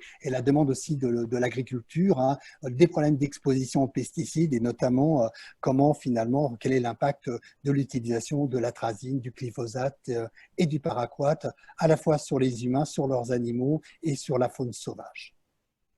Qu'est-ce qui se passe? Finalement, toutes ces données nous donnent bien que quand on regarde finalement sur quelques maladies liées aux rongeurs, ce qu'on appelle les rodent-borne disease, que les changements d'usage des terres qui sont en fait, ont pu être observés sur une vingtaine d'années, sont bien reliés avec des augmentations importantes de prévalence de différents agents pathogènes pour les humains, et notamment les leptospires, les entovirus, entre autres. Et ça aussi, on le voit avec l'urbanisation. C'est un travail qu'on a fait l'année dernière avec des collègues de Malaisie et avec aussi des collègues australiens, avec une augmentation finalement du risque leptospire quand on va sur des régions d'urbanisation de plus en plus importantes, le milieu rural finalement étant moins à risque que le milieu périurbain et urbain en termes de leptospirosis. On a pu aussi commencer aussi à travailler, faire un peu plus de ce qu'on voudrait faire de la prédiction, c'est-à-dire en utilisant nos données, en utilisant aussi les réseaux network, est-ce qu'on est capable de pouvoir finalement trouver des espèces hôtes relativement importantes en termes de transmission. Et oui, on a pu montrer que c'est ces rongeurs synanthropiques qui aiment beaucoup les humains. C'est-à-dire que ce n'est pas les rongeurs qui sont dans la forêt, le terrain tropical, qu'on va déforester, qui vont nous mettre en danger. C'est des rongeurs qui vivent avec nous, depuis certains 1500 ans comme les Rattus norvegicus et depuis plus récents comme les bandicotes avec le développement de la rizière. Et ça, on l'a pu le démontrer, c'est qu'on a pu mettre en évidence l'émergence d'un nouveau mammarivirus, donc créant en fait des fièvres hémorragiques au Cambodge, donc grâce à un travail important avec les collègues de l'Institut Pasteur du Cambodge, et montrer ces rongeurs-là, c'était quoi? Les bandicotes qu'on retrouve dans les rizières, Rattus exulans, Rattus norvegicus, Rattus tanesii, tous ces rongeurs qui vivent avec nous dans les maisons ou pour certains Rattus tanesii dans les champs et dans les forêts. Par contre, et là Christian va être un peu déçu, c'est que finalement, on a finalement peu de travaux qui ont été faits sur les changements dans la forêt d'agriculture vraiment, et notamment les changements qui ont été faits en termes de plantation de palmiers à huile ou en termes de plantation notamment du teck. Et alors là, sur les plantations d'EVA, il n'y a pratiquement rien. Si on veut faire une analyse comparative sur l'Asie du Sud-Est, selon Shah et ses collaborateurs, on a 77 études simplement, 34 qui sont vraiment concluantes pour pouvoir faire une méta-analyse. Mais par contre, sur cette méta-analyse, on s'aperçoit que tous les types de pathogènes réellement augmente en termes de risque pour les humains et en termes aussi de prévalence chez les humains dans ces plantations de palmiers à huile et dans ces plantations de teck. Et c'est particulièrement vrai pour les maladies qui sont transmises par les vecteurs. Donc notamment malaria, mais là on a vu avec des exemples avec aussi d'autres comme la dengue, Zika ou chikungunya. Donc je dirais un peu sur le final, c'est quel futur nous voulons. C'est-à-dire, sachant que nous avons les ODD, pour certains qui sont mal partis, où les liens biodiversité, santé, écologie ne sont pas toujours très clairs. Nous avions normalement pour la fin de cette année les objectifs d'Aichi pour la Convention sur la diversité biologique. Pratiquement tous on n'a pas pu les atteindre, ce qui était un peu évident. Donc là, il va y avoir une grosse discussion, et je crois que le coronavirus, le Covid-19, permet évidemment d'avoir ces discussions parce que tous les agendas sont repoussés à 2021. Pour l'Asie du Sud-Est, l'impact qui est en train de se faire, qui est énorme, et que finalement du côté européen, j'essaie d'alerter, on est plusieurs Christians aussi, c'est d'alerter cet impact, c'est la mise en place des nouvelles routes de la soie. C'est absolument colossal. Ce sont des ports en eau profonde, ce sont des aéroports, ce sont des stations de train, ce sont des nouvelles autoroutes qui vont complètement relier l'Asie du Sud-Est à l'Asie centrale et qui vont relier l'Europe par terre, par mer, par océan et aussi l'Afrique. Et il y a une nouvelle route qui est en train de se faire au niveau du Pacifique pour rejoindre les États-Unis. Là, on le voit bien aux États-Unis, on voit bien sur la Thaïlande ou sur le Laos, un peu toutes ces routes qui sont en train de faire, tous ces corridors avec toutes ces terres. Là, ce que nous présentaient Anneke et Christian, donc du côté de EMA, du côté du Laos, de leur site, il y a une nouvelle autoroute qui est en train de se faire et le train grande vitesse qui est pratiquement fini pour faire rejoindre Bangkok directement à Kunming et après pour aller directement aussi en Malaisie. Tout ça, évidemment, c'est lié aussi avec des changements importants. Je vous ai déjà parlé de ces changements importants que c'est en train de faire. Dans une situation de pays qui va être très fortement affecté par le changement climatique, donc avec aussi une importance de rentrer encore plus forte dans le marché, qui sont déjà très forts de ces pays, dans le marché, grâce finalement à l'Asie et grâce à la Chine. Avec un changement qui s'est fait dans des proportions considérables d'urbanisation, qui continue. De 1950 à 2014, 1000% d'augmentation de l'urbanisation. Considérable. Ça, les répercussions sont déjà connues, on le sait déjà. C'est-à-dire qu'on doit s'attendre à avoir de nouvelles maladies infectieuses qui vont passer par la route de la soie, qui ne vont pas concerner uniquement les humains, mais qui concernent déjà les animaux. On a pu le voir, par exemple, avec les coronavirus qui ont émergé en Chine et qui sont partis sur les cochons et qui sont partis sur toute la planète. On l'a vu avec les H5N1 et H5N8 qui sont partout, c'est pareil. Et bien, on va en avoir d'autres qui vont encore plus s'installer et qui vont passer par des pays relativement faibles d'un point de vue aussi ce qu'on appelle la biosécurité, toute l'Asie centrale, pour se retrouver, arriver donc aux confins de l'Europe.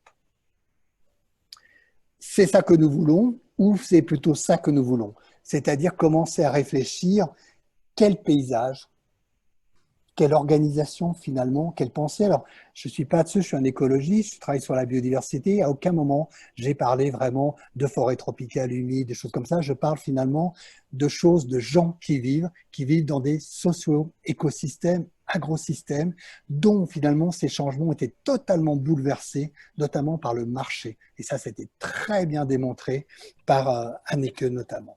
Et finalement, est-ce qu'on ne veut pas revenir? Et là, il y a des enjeux énormes en termes de recherche, en termes aussi de gouvernance, en termes d'aide publique au développement, finalement, de commencer à faire travailler sur des paysages qui sont en fait aussi bons pour la biodiversité, mais aussi bons pour les peuples, pour les communautés. Et donc, ça veut dire comment repenser la mixité, comment repenser la modularité, comment penser des paysages en mosaïque qui peuvent alterner forêts et différentes productions, mais qui sont aussi plus centrés sur un marché local pour en fait arriver à faire à la fois la sécurité alimentaire de ces paysages, mais aussi des villes qui sont connectées et en même temps la sécurité sanitaire de ces pays. Finalement, je ferai un dernier mot avant la fin de l'humanité, avant la fin de mon talk, sur l'appel qui a été donné. Parce que finalement, on parle beaucoup du One Health, un monde d'une santé. Je trouve que c'est une très bonne initiative en mettant finalement santé humaine, santé animale et santé des écosystèmes. Mais je voudrais reprendre quelque chose qui a été lancé maintenant il y a 3 ans par le Lancet, par la Fondation Rockefeller qui était importante dans la Révolution verte, importante aussi dans la lutte contre les maladies infectieuses, qu'on pense notamment à la mise en place du vaccin contre la fièvre jaune. Et ils ont développé le concept de santé planétaire. Santé planétaire qui s'approche très rapidement aussi finalement des limites planétaires du Rockstrom Institute, qui est très proche finalement aussi des données de l'Anthropocène. Le concept de santé planétaire est basé sur la compréhension que la santé humaine et la civilisation humaine dépendent de systèmes naturels florissants et de la saine gestion de systèmes naturels. J'aime bien le saine gestion. Pour dire aussi après que les solutions sont à portée de main, alors ça c'est peut-être un peu optimiste, mais doivent être basées sur une redéfinition de la prospérité.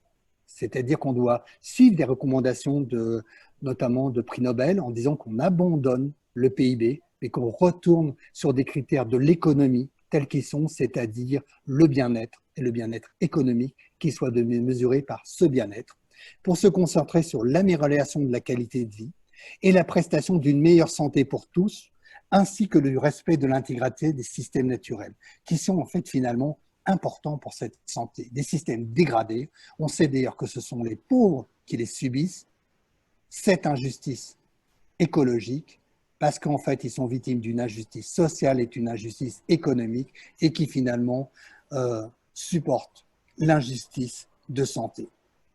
Et finalement, quelque chose qui s'adresse à nous tous et à moi particulièrement en tant que scientifique, c'est que les systèmes actuels de gouvernance et d'organisation des connaissances humaines sont insuffisants pour faire face aux menaces pour la santé planétaire. Nous devons réfléchir à mieux communiquer. Et souvent, il y a mieux communiquer vers la gouvernance. Et souvent, je le reconnais, pour les écologistes, les écologues comme moi, ben, c'est pas très facile parce que nous faisons toujours référence à la complexité, à les réseaux et on met des flèches un peu partout.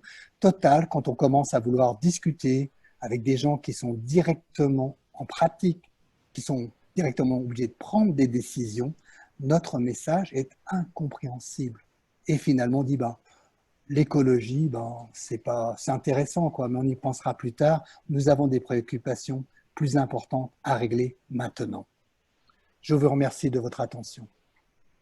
Merci Serge Morat. Alors, beaucoup de questions hein, suite à votre intervention, mais ce que je propose, c'est vous poser une question très précise de la part d'un des participants à cette conférence, et puis ensuite, peut-être, si Aristide peut le faire, nous passer la main à Nathalie Denoblet du Coudray, qui a beaucoup de, je pense, de choses à voir avec vous, et ensuite à Michel Dron, qui, je pense, voudrait aussi apporter une certaine forme de contradiction. Alors, je pose d'abord la question très précise, elle a été posée par Alain Broman, qui nous dit « Mais pourquoi un tel tropisme asiatique des zoocénoses?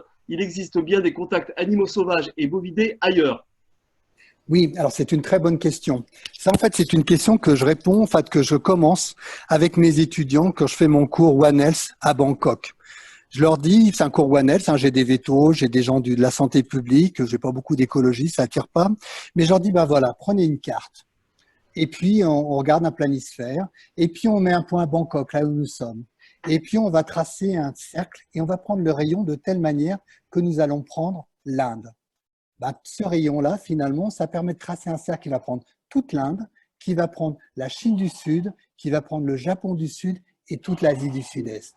Dans cet endroit, il y a la moitié de l'humanité qui vit là. L'autre moitié vit ailleurs. Mais en même temps, c'est un pays riche en biodiversité. C'est un pays très riche en diversité culturelle. C'est là qu'il y a le plus de langues aussi. C'est un pays très riche en diversité bioculturelle, en races animales et végétales. Pourquoi? Parce que finalement, là, on découvre que sur le temps évolutif, historique de la civilisation humaine en Asie, nous avons à la fois, elle n'a pu fleurir que sur une biodiversité riche. Et que cette biodiversité riche s'est traduite par cette diversité culturelle et c'est par cette diversité bioculturelle. Évidemment, elle est capable aussi de supporter une démographie forte jusqu'à un certain point, évidemment. Elle est en face de nouveaux problèmes qui sont aussi la démographie qui s'effondre donc dans la partie de la Corée, du Japon, Taïwan, ça va commencer en Thaïlande, et une démographie encore très forte dans des pays comme le Laos, le Cambodge et aussi l'Indonésie. Donc les proximités animales-humains sont énormes. Bien. Alors Aristide, si tu peux passer la main. Donc, alors finalement, on va passer la main à trois interlocuteurs.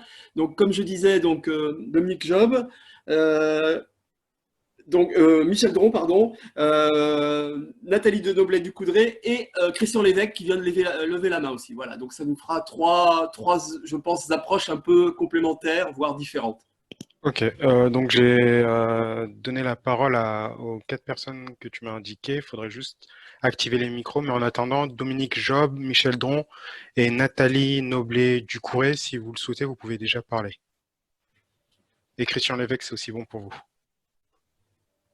Alors, on commence par qui? Vous m'entendez? Oui, Michel Dron, on vous entend. Vous pouvez discuter là. Ah, ok. Ouais, merci Serge pour ce long message. Je partage en grande partie ce que tu dis. Ceci dit, comme tu le dis toi-même, tu te bases sur des corrélations. Oui. Et évidemment, à partir de ces corrélations, on peut tirer le discours qui nous apparaît le plus pertinent. Voilà.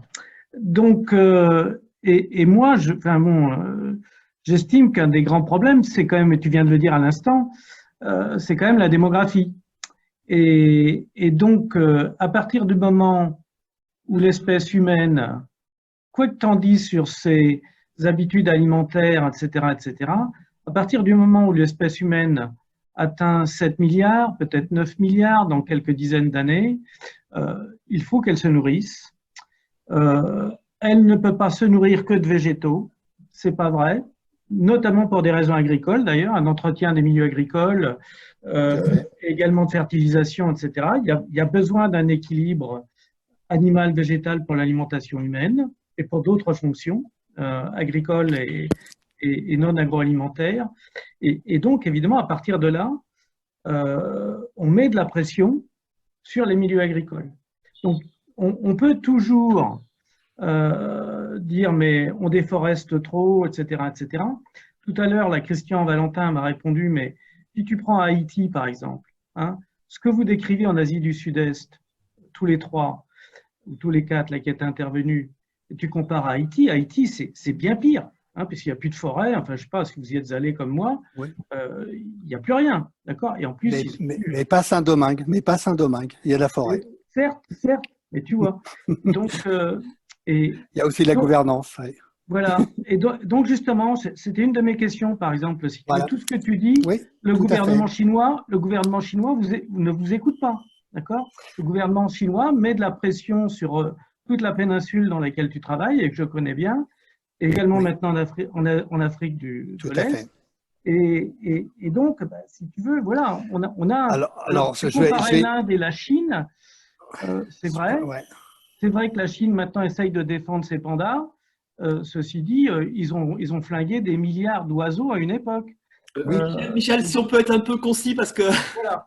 Donc, merci, voilà. Excuse-moi Philippe. Ouais, merci Michel. Relativiser le discours de Serge. Voilà, merci Michel. Alors premièrement, c'est vrai que les corrélations, c'est toujours dangereux. C'est pour ça que j'ai fait plutôt des analyses de réseau qui permettent finalement de regarder beaucoup plus les mécanismes. Donc c'est beaucoup plus mécanistique et on peut faire des choses. Et finalement, on peut aussi tester, ce que j'ai pas fait encore, largement année par année et de finalement de contrôler et de faire des modèles un peu plus sioux, mais je les ai pas montrés. On peut finalement faire des chemins de corrélation. C'est largement possible. On a les techniques. On peut faire aussi des causalités avec des événements, des séries temporelles. On a tout l'arsenal statistique. Je ne vais pas reprendre là-dessus. Je reprends essentiellement là-dessus. Le gros souci, en fait, c'est le souci de la mondialisation. La mondialisation qui a vraiment démarré un peu dans les années 60 et surtout dans les années 80, c'est-à-dire et la démographie, c'est très clair aussi, qui a été finalement quand on a forcé les pays à ouvrir leur agriculture. Alors que nous avons fait tous nos développements, y compris d'ailleurs les tigres asiatiques ont fait leur développement en protégeant leur agriculture. Les politiques d'ajustement structurel qui ont été mis en place, il y a un papier très beau dans PNAS, je pourrais vous l'envoyer si vous voulez, qui est sorti il y a 2 ans maintenant, 1 an et demi, qui montre très clairement que les politiques d'ajustement structurel qui ont été mis en place en Afrique permettent d'expliquer pourquoi les démographes se sont trompés sur la démographie africaine notamment. Pourquoi? Parce que finalement, ces politiques d'ajustement structurel se sont faites par une diminution de l'État, de la force de l'État, diminution de l'effort dans la santé publique et diminution de l'effort dans l'éducation. Moins de filles à pouvoir aller à l'école, et bien automatiquement, on déscolarise les filles, la démographie est partie, c'est pour ça qu'on a fait. Alors que des pays qui ont fait une forte scolarisation des filles, comme l'Iran par exemple, 100% des filles sont scolarisées, ça donne en fait un des pays qui a le plus faible taux de démographie au monde. Ce qui prouve que ce n'est pas relié à la religion. Et en plus, donc, ça veut dire aussi qu'on a affaire à ça. Cette mondialisation, je vais finir là, qu'est-ce qu'elle a pour conséquence? Elle a pour conséquence que finalement, pour nourrir des bêtes en Europe, et d'ailleurs ailleurs aussi en Chine, on va faire quoi? On va finalement importer des produits, on va déforester ailleurs, mettre en insécurité alimentaire certains pays, je parle par exemple de l'Amazonie, tout ça pour nourrir des bêtes qui sont aussi subventionnés alors que nos propres paysans n'arrivent pas à vivre, et alors qu'on va concurrencer les produits du Sud. Alors, il n'y a pas que l'Europe, il n'y a pas que les États-Unis, il y a aussi la Chine qui s'y met, tout le monde s'y met, quoi. Donc là, il y a vraiment un gros problème d'enjeu qui va être aussi de réformer les politiques de soutien aux agricultures, et notamment des agricultures européennes, pour retravailler sur la qualité des services. D'autre part, il faut aussi retourner complètement sur une agriculture, un élevage basé sur les races locales, c'est-à-dire qui participe effectivement à l'entretien des sites, puisqu'on s'aperçoit que l'augmentation de l'élevage industriel se fait au détriment des races locales et on perd des pâturages. C'est quand même un comble, quoi. Donc là, effectivement, on a un gros travail à faire. Donc la parole, soit Christian Lévesque, soit Nathalie. Qui veut prendre la parole? Bon. Oui. Vous pouvez y aller, Christian, si vous le souhaitez. Oui, bon, ben, merci aux orateurs pour ces exposés. Je permettrai de dire quand même un petit bémol, c'est que c'est une fois de plus de l'écologie anxiogène que nous avons eue aujourd'hui.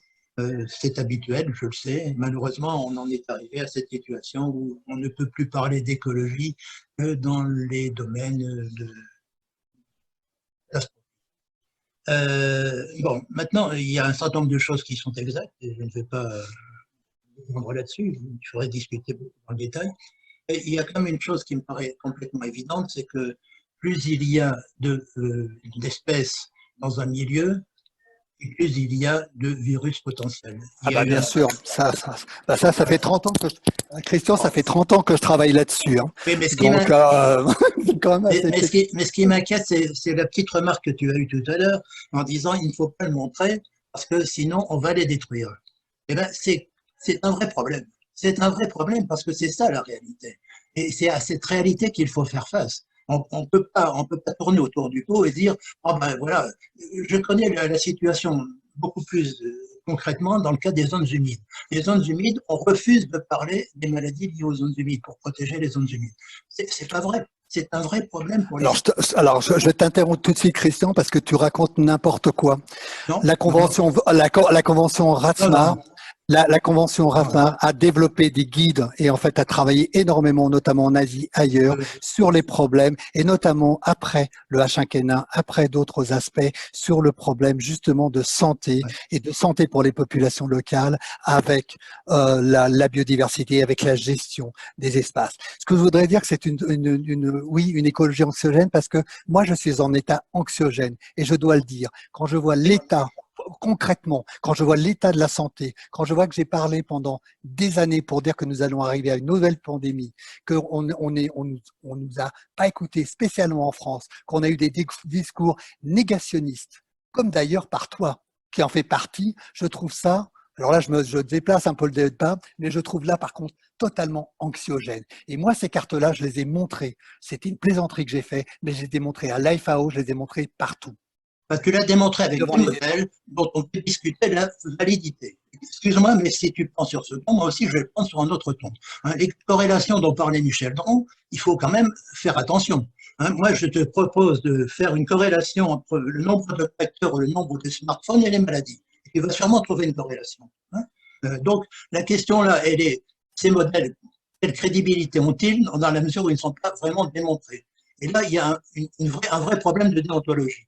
Parce que si toi, tu es engagé et que tu prends des arguments qui ne sont pas utilisables ou validés, il y a vraiment là aussi un problème en matière de communication. Je le redis encore, je publie énormément, je publie beaucoup de papiers qui passent dans des revues et qui montrent exactement aussi, et il y a des papiers qui ont montré parfaitement, avec des données concrètes, comment finalement les transports aériens montrent bien la dispersion des maladies, des tas de choses comme ça, quoi. Mais bien sûr qu'on est d'accord avec les transports aériens. Ce sont que des corrélations. Mais bien sûr mais c'est évident, les transports aériens. Je veux dire que c'est même pas la peine de faire des corrélations, c'est évident. Dans tous les domaines, on a cette démonstration. Donc voilà. Et je pense que là, il y a vraiment des problèmes. Tu n'as pas parlé de l'effet de dilution, qui a été un des arguments que tu as largement avancé dans les interviews que tu as données ces derniers temps. Non, pas moi, c'est pas moi. C'est pas moi, j'ai jamais parlé de l'effet de dilution. J'en parle pas. Dans les interviews, c'est toi qui es indiqué. Oui, c'est pas moi qui en ai parlé. Ah, ben écoute, c'est dommage, mais dans ce cas-là, il faut que tu fasses un démenti. Parce que non, parce qu'on était à plusieurs dans cette interview que tu mentionnes. Dans les interviews, on m'a posé, j'expliquais ce que ça voulait dire, l'effet de dilution. Bon, excusez-moi pour les 80 autres personnes qui nous suivent, peut-être on peut vous laisser débattre. Régler nos comptes. Alors là, nous avions proposé la parole à Nathalie de Noblet. Je ne sais pas si elle veut prendre la parole. Sinon, nous avons aussi Dominique Job qui voulait prendre la parole. Donc, l'un des deux. Le micro vous est ouvert. Oui. Allô, allô? Oui, Oui, allô? Dominique Job, on vous entend. Parfait. Donc, merci Serge pour cet excellent exposé. Merci beaucoup. Donc, en fait, vous avez beaucoup parlé de promiscuité entre l'homme et les animaux, mais Ouais. je suis biologiste végétal et donc je voudrais attirer aussi l'attention sur des problèmes de santé qui sont transmis par les plantes. Et il y a des exemples très bien connus comme les mycotoxines qui affectent les grains de céréales. Bon, plus récemment, on a parlé de ce virus de la tomate émergent en Bretagne qui a été retrouvé chez l'homme. Alors, on dit que ça ne pose pas de problème à l'homme, mais on connaît les capacités de mutation des virus. Et donc, j'aimerais finalement qu'on attire aussi l'attention sur la question de la transmission de maladies chez l'homme par des plantes. C'est vraiment un point important qui peut travailler, mais je voudrais aussi d'attirer l'attention sur l'importance de la santé des plantes, quoi. Là, il y a une initiative qui est portée, j'espère qu'il va, enfin, un peu internationale, mais qui va être portée par Agropolis Montpellier, hein, qui est portée sur Plant Health, hein, santé des plantes, et qui serait un peu pas une intégration, mais qui s'interagisserait avec le One Health, c'est-à-dire pour montrer finalement qu'on a une santé des écosystèmes, c'est vraiment ce que nous ont bien démontré les premiers intervenants, qui finalement va se retrouver avec une santé des animaux, notamment des animaux d'élevage, qui va se recentrer avec une santé donc des humains, qui sont le cœur, mais finalement qu'une santé des plantes va aussi s'interagir là donc à ses propres finalement démarches, ses propres concepts, ses propres aspects. Et d'ailleurs, je voudrais retirer l'attention, c'est que c'est très difficile de trouver des bases de données concernant les maladies infectieuses et notamment des plantes, hein, maladies fongiques, parasitaires et leurs échanges au niveau international. C'est relativement difficile à part par la quarantaine et ça va peut-être aussi l'activer. Et on aurait en fait ces relations qui seraient très fortes finalement entre santé des animaux, parce que c'est aussi important, une bonne santé des plantes, c'est aussi une bonne santé de l'animal et effectivement une bonne santé des humains. Et tout ça supporté par une bonne santé des écosystèmes. On a vraiment quelque chose de construire justement pour l'après-Covid et voilà, de redémarrer avec ça. Merci. Merci. Alors, je ne sais pas ce qu'en pensent nos orateurs. Est-ce qu'on passe à la suite ou vous voulez encore répondre à une question? C'est bon. Il est 16h16. Oui. 16h11, pardon. Oui, donc je pense. Alors, ce que je propose pendant que nous allons conclure, parce que en fait Nathalie de Noblet voulait absolument intervenir, mais elle a un problème de micro. Donc, ce que je propose à Nathalie de Noblet, c'est d'écrire sa question ou sa réaction à l'écrit dans la partie question-réponse. Et pendant ce temps-là, on place la parole à notre conclueur. Merci à l'Académie finalement de nous avoir fait bénéficier de cette expérience dans ces premiers essais de nouvelles modalités, parce que ça fait plusieurs mois qu'on échange avec Christian, Serge et les autres sur l'idée de cette séance qui était programmée peut-être pour fin 2020, et puis après on nous a dit bon, ça sera difficile avant 2021, puis aux dernières nouvelles, compte tenu des reports de séances qu'il va y avoir, ça sera plutôt du 2022. Et donc, on s'est dit, ça serait quand même dommage qu'un exposé comme celui de Serge et ceux qui l'ont précédé soit reporté à 2022, compte tenu de ce qu'on vit en ce moment, quoi. C'était peut-être quand même à mettre dans le débat général de ce qui nous préoccupe tous, et je pense que l'affluence le confirme. Alors voilà, moi, on m'a demandé de conclure parce que je suis extrêmement compétent sur toutes ces questions-là. Il y a 40 ans, j'ai commencé ma carrière dans la dynamique de population de rongeurs et on a observé comme ça un développement d'une épidémie de leishmaniose, qui est un protozoaire transmis à l'homme par des phlébotomes et dont les rongeurs sont un réservoir. Et il y a eu une épidémie de leishmaniose au Sénégal liée à une explosion de population de rongeurs, comme il en arrive régulièrement certaines années. Voilà, et pour l'anecdote, une des zones qui a été très touchée, c'était le monastère de Keur Moussa, pour ceux qui connaissent le Sénégal. Et à l'époque, c'était dans les années 70, on soignait la leishmaniose avec des lentimoines, ce qu'ils ont bien voulu prendre très gentiment. Voilà, sinon, moi je retiens 3 points et puis peut-être une réflexion plus générale sur une ouverture à la complexité. Les 3 points, c'est un peu autour du changement d'usage des sols, autour de la biodiversité, ce qui a été dit, et puis de la place de l'élevage quand même, qui nous concerne. Enfin, on parle bien là dans le cadre de l'académie. Changement d'usage. Alors moi, je veux dire aussi que j'ai appris beaucoup de choses. Hein. Voilà. Mes compétences s'étant arrêtées dans les années 70, j'ai appris beaucoup de choses sur toutes ces questions-là. Et entre autres, justement, ces phénomènes de déforestation pour la transformation de cultures vivrières en plantations. J'avais pas vu ça sous cet angle-là, je ne pensais pas que ça avait une telle importance. Et c'est vrai qu'on imagine que derrière ça, il y a tout un discours sur la petite agriculture, la production du coup de biens qui peuvent être commercialisés pour améliorer le revenu. Et quelque part, en gros, c'est aussi de dire, finalement, c'est aux petits agriculteurs de prendre les risques, surtout quand on est sur de la production ligneuse, dans lesquelles on sait très bien quand même que les fruits, les productions commercialisables sont incertaines, sont déportées dans le temps, avec des taux d'actualisation qu'on ne connaît pas. Et puis, on a vu ce que ça pouvait produire. Moi, je suis pas... une nuance quand même, parce qu'au départ, donc Anneke nous a dit, c'est pas le modèle mainstream de la production intensive qu'on a reproduit là-bas. Moi, j'ai l'impression que oui. Hein, c'est le modèle de la monoproduction. La question a été posée sur l'agroforesterie. Bof, c'est pas vraiment le sujet. Hein. Donc, on a bien de la polyculture, mais par monoproduction. Et puis un peu dégradé. C'est-à-dire, comme on n'a pas vraiment les moyens de mettre les inputs qu'il faut dans le modèle mainstream, ça marche un peu moins bien, donc il y a des petits rendements, donc on en rajoute sur les plantations, on en rajoute sur des éventuelles cultures de rente qui pourront permettre de faire revenir un revenu. J'ai un peu l'impression que justement, c'est un beau modèle de comment le mainstream appliqué à la petite agriculture, voilà, c'est, comme on dit, c'est small scale, hein, et c'est tout à petite échelle, hein, c'est des petites parcelles, c'est un petit peu moins d'input, c'est pas les moyens de la motorisation, c'est pas ci, c'est pas ça. C'est-à-dire que c'est le modèle dominant, mais pas avec les moyens du modèle dominant.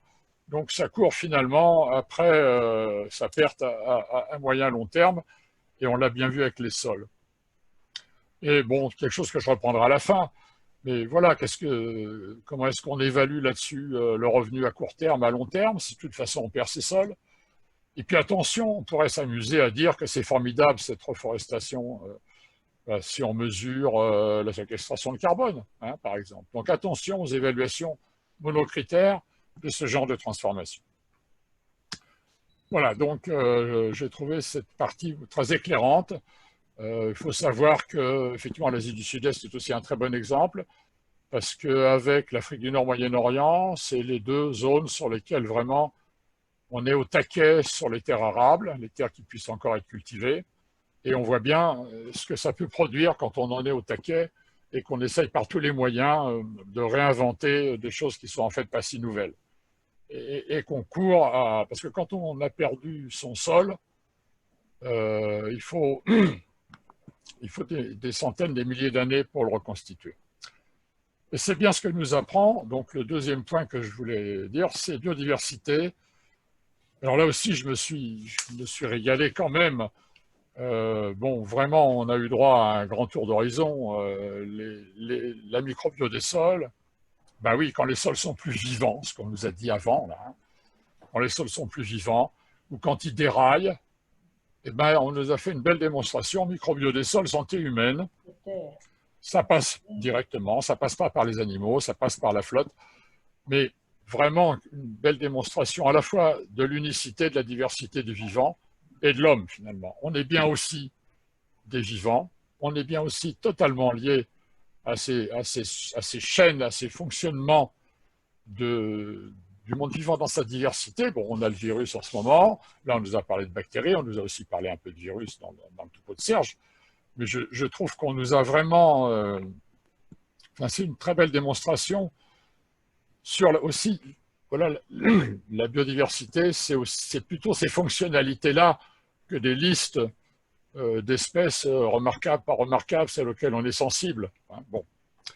D'ailleurs, voilà, au point où on en est, et c'est là graphique qui nous a été montré par Serge, mais qui est impressionnant quand même, de se dire que l'ensemble de la biomasse des mammifères et des oiseaux sauvages, c'est en gros 5,6% de la biomasse des animaux domestiques et des êtres humains. Donc qui est-ce qui peuple la planète et qui est-ce qui est actuellement, qui pèse totalement sur cette biodiversité, sur ces chaînes trophiques, sur ces relations, sur ces transformations, sur ces dynamiques? Eh bien c'est quand même bien l'humanité et les animaux d'élevage. Et les animaux d'élevage, donc, on a bien vu que, et du fait y compris de leur masse, du fait de la proximité qu'on a avec eux, ils sont bien les intermédiaires entre ce monde des microbes, dont certains peuvent devenir pathogènes, peuvent se transformer même et devenir de plus en plus pathogènes, circuler aussi dans la richesse et la dynamique de cette biodiversité. Et je vous ai bien dit aussi, quelque part, on a animaux domestiques, réduction, homogénéisation, réduction de leur diversité. Le schéma historique, depuis le néolithique, c'est vrai, il est global.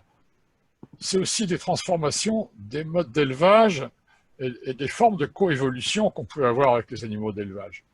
Et les contacts des sociétés pastorales avec leurs animaux, ce n'est pas tout à fait les mêmes que nos contacts avec nos chiens ou que nos contacts avec les volailles ou les cochons.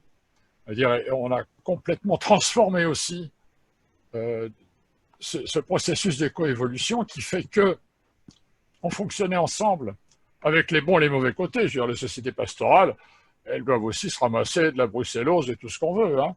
Mais ça n'explose pas de la même façon parce qu'il y a une coévolution, il y a une coadaptation. C'est plus comme ça. C'est plus comme ça. Et les formes de contact sont plus les mêmes. Et on a complètement inversé le propre de l'animal au sens étymologique du terme. Les animaux, ce qui faisait leur intérêt dans cette histoire qu'on nous a montrée, c'est quand même leur aptitude à la mobilité.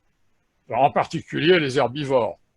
Bon, les chiens, ils servaient à tenir les herbivores et puis aller à la chasse, mais les herbivores, ils vont chercher leur manger avec leurs pattes. Et ça, c'est quand même drôlement bien. Mais ce qu'on a réussi à faire aujourd'hui, c'est à faire en sorte qu'ils ne bougent plus et qu'on leur amène le manger depuis l'autre bout de la planète. Hein, il y a une espèce d'inversion de la mobilité animale qui était justement, ça a toujours été comme ça, le média entre la végétation et grâce aux animaux, on en faisait une ressource pour les êtres humains, pour du cuir, pour de la corne, pour du poil, pour de la viande, pour du lait. D'ailleurs qu'on savait ensuite très bien transformer grâce aux fermentations, grâce aussi à de la biodiversité, pour en faire des saucissons, pour en faire des jambons, pour en faire des fromages. On a rompu ça, on a rompu d'une certaine manière cette coévolution, en modifiant aussi nous-mêmes nos formes d'alimentation et nos propres mobilités. Et d'ailleurs, en ce moment, on est en train de vivre quand même en ce moment une rupture totale, je ne sais pas comment on va s'en sortir, une rupture totale avec tout ce qui faisait les choses dont on ne se rendait pas compte parce que c'est comme ça qu'on vivait. Hein. Là, tout d'un coup, ça s'arrête. on n'est pas dans un changement, hein, on est dans un arrêt. Bon. Est-ce qu'on va être capable de reprendre? Donc là aussi, le rôle de l'élevage, c'est de réfléchir quand même sur ce qu'on a fait de l'élevage et ce qu'on attend de l'élevage. Voilà, je terminerai sur... bon, ah oui, on est bien là, on a vu une belle démonstration de la complexité des choses auxquelles on a affaire. Je pense y compris de la complexité de la situation dans laquelle on vit et de ce qui va nous arriver dans les semaines qui viennent, hein, le 11 mai, le 12 mai, je ne sais pas quand. Alors, bon, la première chose que je redirais, Bon, on a bien vu que ces problèmes-là ne peuvent se traiter que d'un point de vue interdisciplinaire. Je ne vais pas en rajouter une couche, mais bon, c'est de l'écologie, c'est de la virologie, c'est des sciences du sol. On nous a dit il ne faut pas oublier les plantes, c'est des sciences sociales, c'est de l'économie. Bon, bref, voilà. Je pense que là, on est convaincu que la complexité, c'est des sciences politiques. Bon, voilà. Forcément, il n'y a pas un domaine qui peut s'approprier pour dire je vais vous donner la solution. Ça peut être qu'en y allant à plusieurs. Ça vaut aussi ce que je dis là pour beaucoup de choses qu'on entend en ce moment, où chacun a sa solution par rapport au Covid, à la manière de s'en sortir, où il faut reboiser, il faut ci, il faut ça, il faut protéger, il faut tuer les chauves-souris, enfin tout ce qu'on veut.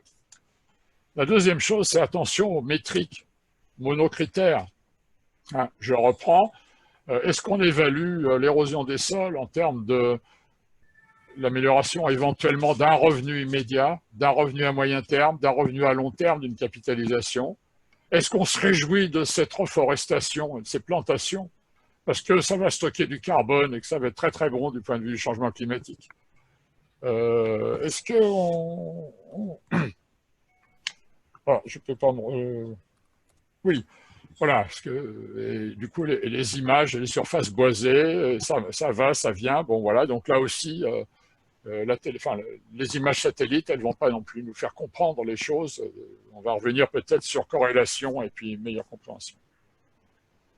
Bon, je pense que là aussi, réflexion sur les mobilités, et les mobilités, je dirais, interscalaires, hein, et les interdépendances entre mobilités, ce n'est pas des questions de changement d'échelle, c'est des questions d'interdépendance entre ces échelles-là. Hein, et ce que je disais avant sur les mobilités animales, bien sûr, elles ne sont pas à l'échelle intercontinentale. Mais l'échelle intercontinentale a réduit de ce fait le besoin et le rapport qu'on avait avec les mobilités animales. Peut-être s'interroger là-dessus et reconsidérer notre rapport aux animaux d'élevage, qui sont quand même le produit absolu justement de la relation nature-culture, si je peux dire. Vraiment, c'est entre les deux. C'est un pur produit du vivant, c'est un pur produit naturel qui est complètement façonné par la culture. Les animaux d'élevage, la plupart, n'existent plus dans la nature. N'empêche qu'ils sont là avec les fonctionnalités naturelles et des proximités, des enjeux qui sont ceux de vivre dans notre monde. Qu'on redonne ça, et là, de grosses interrogations sur One Health. Je veux bien qu'on... One Health, super, mais One Health, ça peut être effectivement une vision intégrative, une vision en termes de coévolution, une vision où on s'intéresse au vivant parce qu'on en fait partie et qu'on dépend de l'avenir du vivant. Et ça peut être aussi une vision complètement en termes de biosécuritaire, en termes d'instrumentalisation, de rajouter encore un coup sur la création d'artefacts et l'artificialisation du vivant et du monde animal. Les deux sont possibles. Les deux sont en controverse, pas toujours publique. Mais attention, One Health, ça peut être aussi 1984 pour les animaux, ça peut être aussi quelque chose qui va encore plus déshumaniser notre humanité par rapport au reste du monde vivant. Donc, attention, la dernière diapo de Serge, ça peut être comme ça peut quand même être aussi autrement. Et une bonne partie des autres exemples qu'on a vus d'application de ce concept, ça a quand même été plutôt du côté biosécuritaire que du côté harmonie et unicité du vivant. Voilà ce que je pouvais Merci dire. Bernard. Alors, comment on s'y était engagé et normalement on ne parle pas après la conclusion et avant la présidente, mais comme Nathalie avait quand même beaucoup de choses à dire et que Nathalie de Noblet-du-Coudray, vous savez, est très engagée donc, dans les travaux du GIEC, donc je vais me permettre de lire le petit message qu'elle nous a envoyé. Donc elle avait en fait, par rapport à l'ensemble des orateurs, elle avait 2 remarques et une question. Donc la première remarque, c'est attention aux corrélations présentées sans explication des liens de cause à effet, elles sont potentiellement dangereuses, notamment pour les sceptiques. La deuxième remarque, c'était attention, quand on parle anthropocène, à ne pas confondre capacité d'impact et masse, les bovins n'ont pas la capacité de nuisance des humains. Troisième donc, question maintenant cette fois-ci. Et enfin, une question concernant la modélisation de niche. Est-elle vraiment une solution qui reste intéressante dans la mesure où les changements sont constants et rapides? Un modèle de niche présuppose une forme d'équilibre qui n'existe plus. Voilà, c'était donc des réactions de Nathalie Denoblé-du-Coudray, académicienne et impliquée dans les travaux du GIEC. Je crois qu'il faut que nous rendions le micro, je suppose, à l'admin. Bon, alors Serge, vous avez 1 minute. Non, donc, je suis tout à fait d'accord avec les 3 remarques. Donc, il n'y a pas de souci. Notamment, c'est pour ça que je suis un peu aussi réticent avec les modèles de niche. Je suis tout à fait d'accord, excepté si ça devient des modèles de niche dynamiques, c'est-à-dire qu'ils soient vraiment spatio-temporels. Mais là, dans ce cas, la quantité de données qu'il faut est phénoménale et on ne peut pas les réaliser. Voilà, j'arrête. Merci. Je crois que le temps étant écoulé, nous pouvons remercier chaleureusement les orateurs et les participants. Et nous avons vu que ce système avait en plus le gros avantage que chacun peut poser sa question et que les orateurs pourront ensuite répondre à toutes les questions. Donc, tous les participants peuvent être récompensés par les réponses faites. Alors, je voudrais, avant de nous quitter, puisque ça marche en fait très bien, moi j'ai trouvé ça très bien, encore mieux qu'à l'académie, parce que là, je peux mettre mon nez sur le PowerPoint et donc bien le voir. Hein, donc, tout est parfait. Je vous rappelle je vous annonce que nous recommençons donc la semaine prochaine, 6 mai, à 14h30, avec une séance aussi d'actualité. Quelle stratégie pour renforcer la compétitivité des PME agroalimentaires françaises dans un contexte de crise systémique? Donc, j'espère que nous nous retrouverons la semaine prochaine, encore plus nombreux. Encore merci à tous et au revoir.